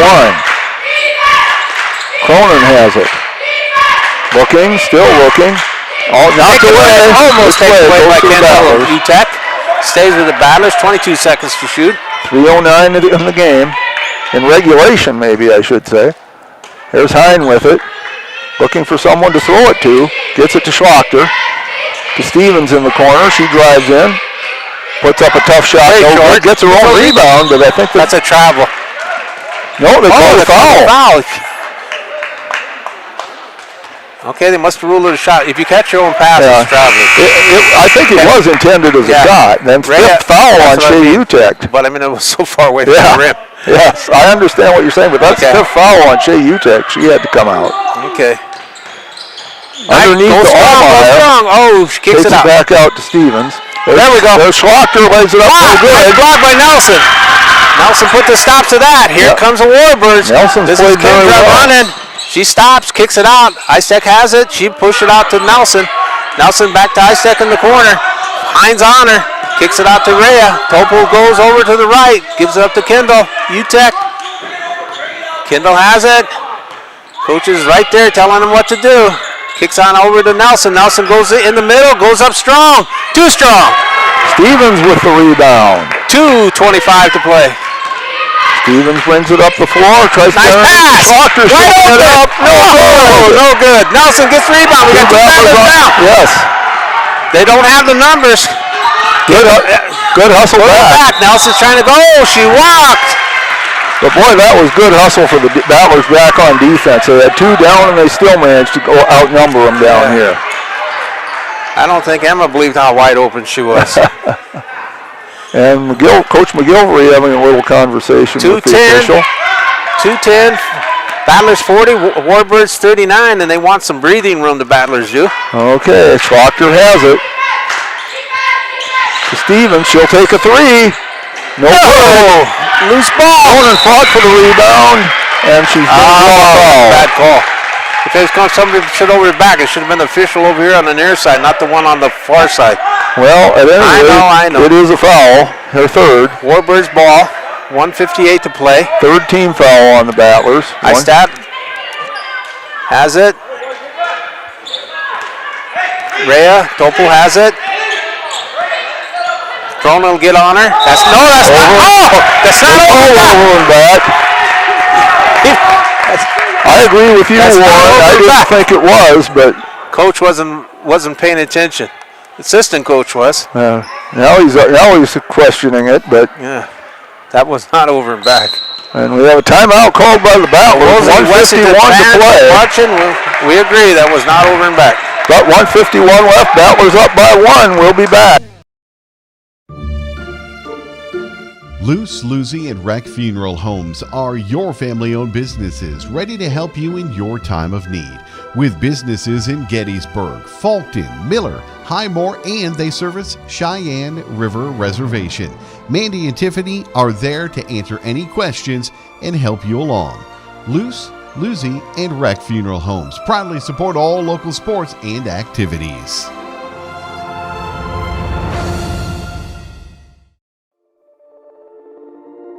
Back here, Battlers lead at 40-39. At the first part of that timeout, Coach McGilvery was having a conversation with the referees about that over and back call. And if they say it's an inadvertent whistle is a jump ball. Well, it clearly... They would still get the ball. Yeah, it was not an inadvertent whistle. He clearly signaled over and back. They could try to clean it up by saying it's an inadvertent whistle. Now, Warren and really was. Warren and I both agreed with Coach McGilvery, but what we think doesn't count. And it's going to be the Battlers' ball with a minute 51 to play. That's my call, and I'm sticking to it. Right? Yep. What's the old country song? That's my story, and I'm sticking to it. So 151. So Warbirds fans, you have our sympathy, but that's all we can give you. That's Hine with the ball.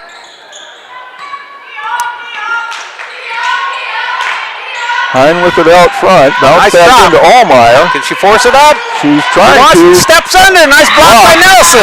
Good block by Nelson, but she paid for it. Oh, when she slapped that ball in, that hand slap unintentionally.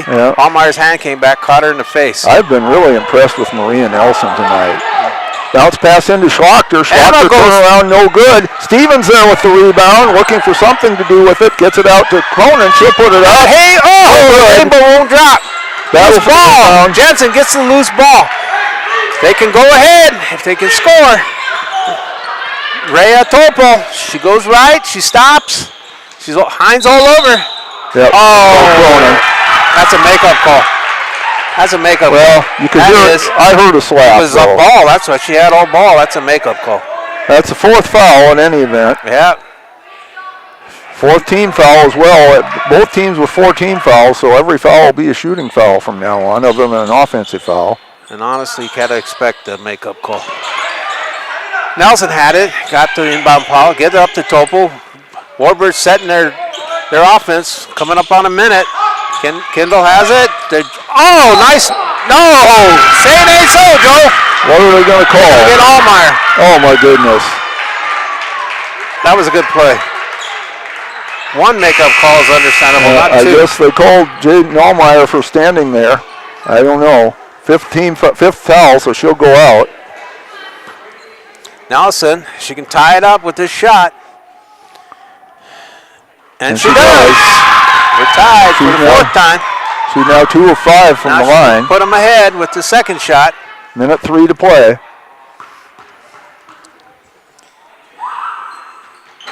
Crimes around and out. We still got a tight ball game. Timeout called by Wolsey-Wessington. A minute to play. It's 40-40. We'll be back.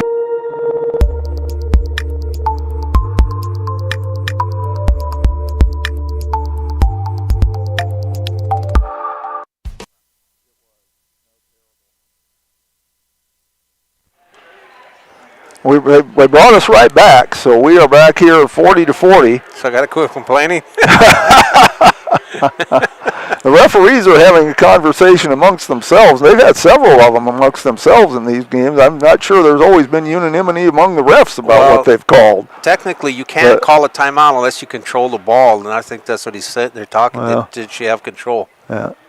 Well, and it's too late to do anything about it now because they gave them the timeout. They didn't change the last bad call. They're not going to change this one. We're tied at 40 with a minute to play. It's Wolsey-Wessington's ball. In exactly 1 minute. 3 players have fouled out. Shea Utecht and Peyton Peterson for the Warbirds, Jaden Allmeyer for the Battlers. 2 players remain with 4 fouls. Maria Nelson for the Warbirds, Layla Cronin for the Battlers. Yeah.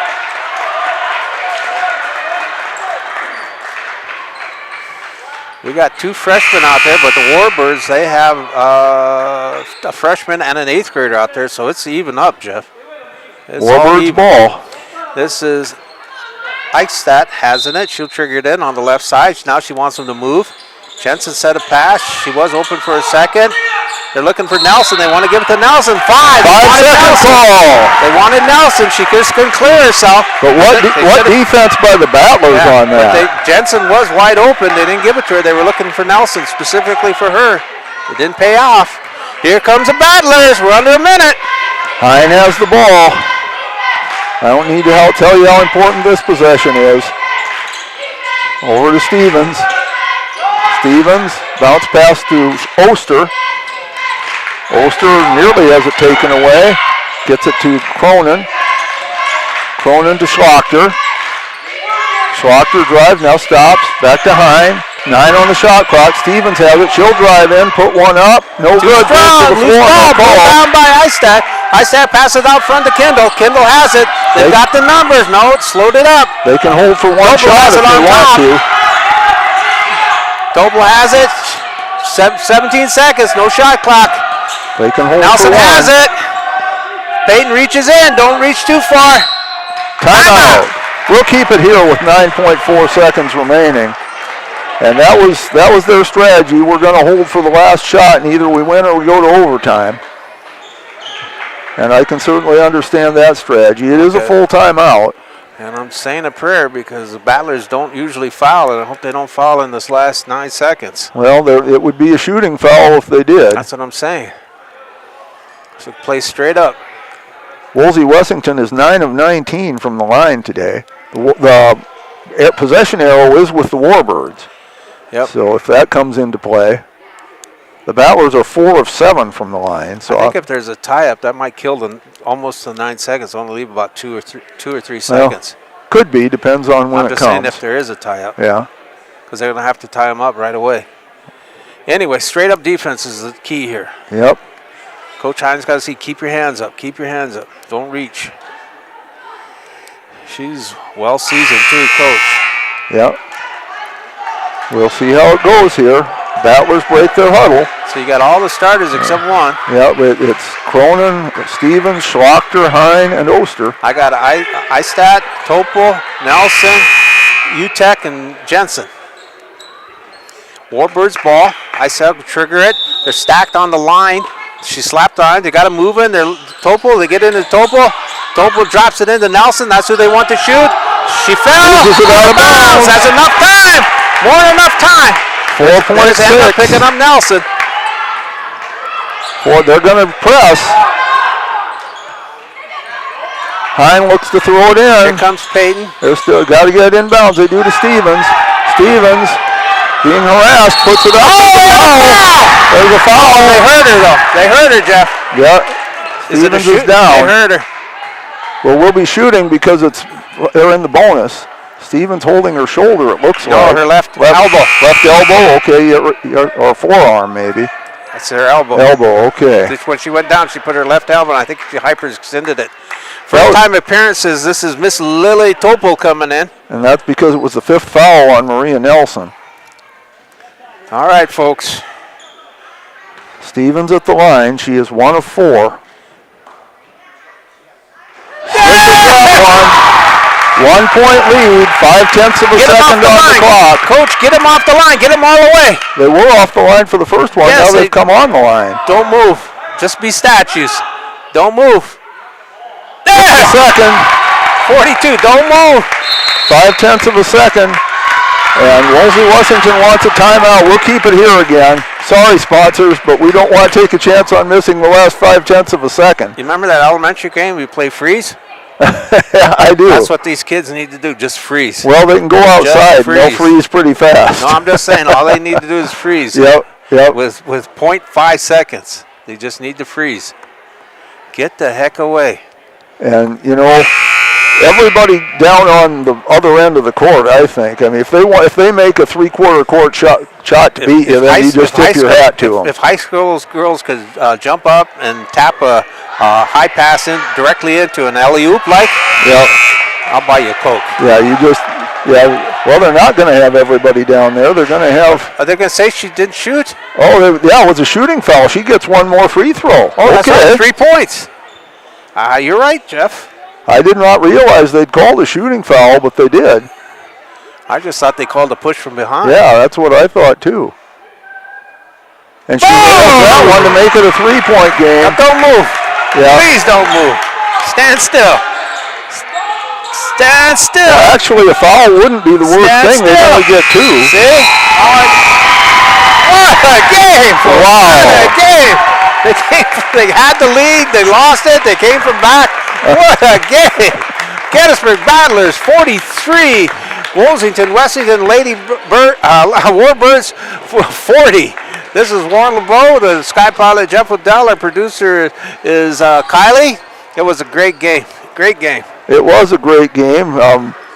There was plenty to talk about with the officiating, but we'll just let that go. Let that go. That's history. And I'm totaling up the points here. We'll go with the Battlers first since they won. Finley Hine led the way with 16 points, 8 of them in the first quarter. Peyton Stevens had 11, including those 3 clutch free throws right at the end. She had been 1 of 4 from the line, and then she just walks up and nails 3 in a row. Emma Schlachter had 8 points and also had 9 rebounds. She did a wonderful job rebounding and also on defense. Layla Cronin had 4 points, did a lot of good work. Jaden Allmeyer had 2 points, but did an awful lot of good work underneath the basket. And Skylar Oster had 2 points, and they were those 2 at the end of the first half with a buzzer beater. She had some great steals. She did. She had some great steals. Yes. Leah Larson played a little, did not score. For Wolsey-Wessington, Shea Utecht had 14 points. Maria Nelson and Kendall Utecht each had 10. Taylor Eichstadt had 3 points, Peyton Peterson 2, and Rhea Topol 1. Wolsey-Wessington was 9 of 19 from the line. That made a big difference in the game. And the Battlers were 7 of 10. So the free throw shooting, among other things, made a big difference there. Big shout out to Nelson for the Warbirds. She impressed the heck out of us when she played volleyball, remember? Yes. And I think she was a heck of a round baller. Yes. So she did a great job. Also, too, I mean, Skylar Ulster, she did a great job. She was getting loose ball. She was fighting for everything. And then Peyton Stevens with ice running through her veins. She nailed the last 3 to put it away. And Jaden Allmeyer picked up a few fouls but never backed down underneath and played some excellent defense. Yeah. We had 4 players foul out of the game, 3 for Wolsey-Wessington, Maria Nelson, Shea Utecht, and Peyton Peterson, 1 for the Battlers, Jaden Allmeyer. Warren, any final thoughts on the game? No, just a big shout out to the boss, Miss Molly McRoberts, the publisher and editor of the Potter County News. Appreciate it. You pick up a paper and read all about it. And also to the other owner, Harry, and their dog, Boom. And so with that, folks, drive safe and be safe. And you will read all about this game in the Potter County News. Warren LeBeau does an excellent job writing those games up. And it'll be like you were just here to relive the game. Well, this was quite a game, 43-40.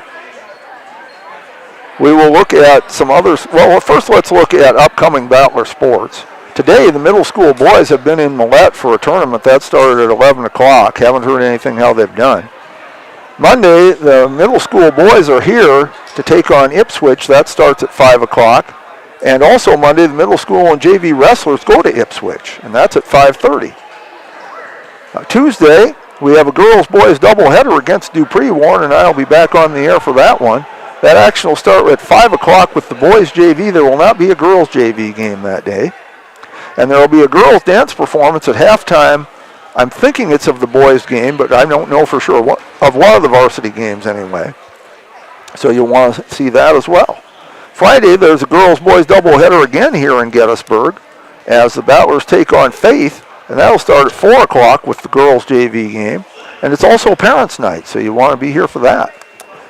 Next Saturday, the boys go to Dakota State University to take on Corsica Stickney in the DSU Classic. That's at 4:30.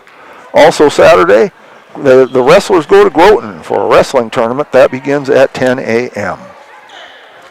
Looking at some other sports here, so we'll look at South Dakota scores first of all, if we can find any. Maybe not just a whole lot on a Saturday afternoon, but there should be some. We'll see what we can find. Wabash Summit defeated Ipswich 52-44 in girls. And Miller 10, Gregory 6 after one period in girls. And that looks like about all we're going to find for local girls games. Brandon Valley leading Aberdeen Central 62-32 with 2 minutes left in the third quarter. Check out any boys scores we can find. Again, not a lot in the region. Parkson defeated Lyman 56-49. Lemon 36, Faith 27 after 3 quarters. Waubay Summit 41, Ipswich 30 with 2 minutes left in the third period. My old hometown of Wessington Springs 12, Freeman 7, a minute left in the first period. My other old hometown of Dakota Valley defeated Sioux Valley 58-54 in Class A.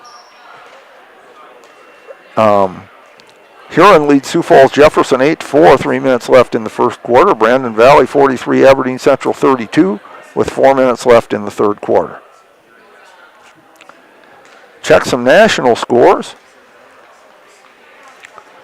Men's basketball, St. Thomas of Minnesota 90, South Dakota 78. NBA scores, New York 74, Philadelphia 68, 6:45 left in the third. A final, Charlotte defeated Washington 119-115. Men's college basketball, Purdue leads Illinois 68-65, 7:35 left in the game. Iowa State 71, Oklahoma State 56, 3:45 left. Auburn 26-4-19, 7:57 left in the first period. Finals, Duke defeated Wake Forest 90-69, Clemson 77, Georgia Tech 63, Michigan State 91, Maryland 48. North Carolina defeats Virginia 85-80, Nebraska 76, Minnesota 57, Vanderbilt 88, Mississippi State 56. UConn defeated Villanova 75-67, Texas upsets Georgia 87-67. Texas Tech defeats Houston 90-86. Arizona over West Virginia 88-53. Louisville defeats Virginia Tech 85-71. So from the Big Red House, Wolsey-Wessington won the JV game 29-10. Rhea Topol led the way there for Wolsey-Wessington with 9 points. Carissa Chase had 3 to lead the Battlers. And in the varsity game, Battlers scored almost half their points in the first quarter. It was 21-11 after one quarter, 28-20 at halftime, 37-36 at the end of 3, and the Battlers take it 43-40. Each quarter got a little bit lower scoring, it seemed like, but the Battlers take it 43-40 on the strength of 3 free throws with 0.5 of a second left by Peyton Stevens. Finley Hine led the way with 16 points. Peyton Stevens had 11. Shea Utecht had 14 points. Maria Nelson and Kendall Utecht each with 10 to lead Wolsey-Wessington. And in the words of Vern Gostin, that just about does it, don't it? Want to thank my partner Warren LeBeau, fine sports reporter for the Potter County News. Once again, you'll read all about this game in the Potter County News. We get the most detailed coverage of any team in the state of South Dakota. That's thanks to Warren, and also thanks to Molly McRoberts, fine editor and owner of the paper. And so you'll want to pick up a copy this week to relive this game. Also thanks to our producer, the incomparable Kylie Saltzman. Thanks to Mike Schlachter, who is our producer for the JV game. Thanks to everybody who makes these broadcasts possible. And thanks to you for watching and listening today. Hope you have a wonderful day. Have a great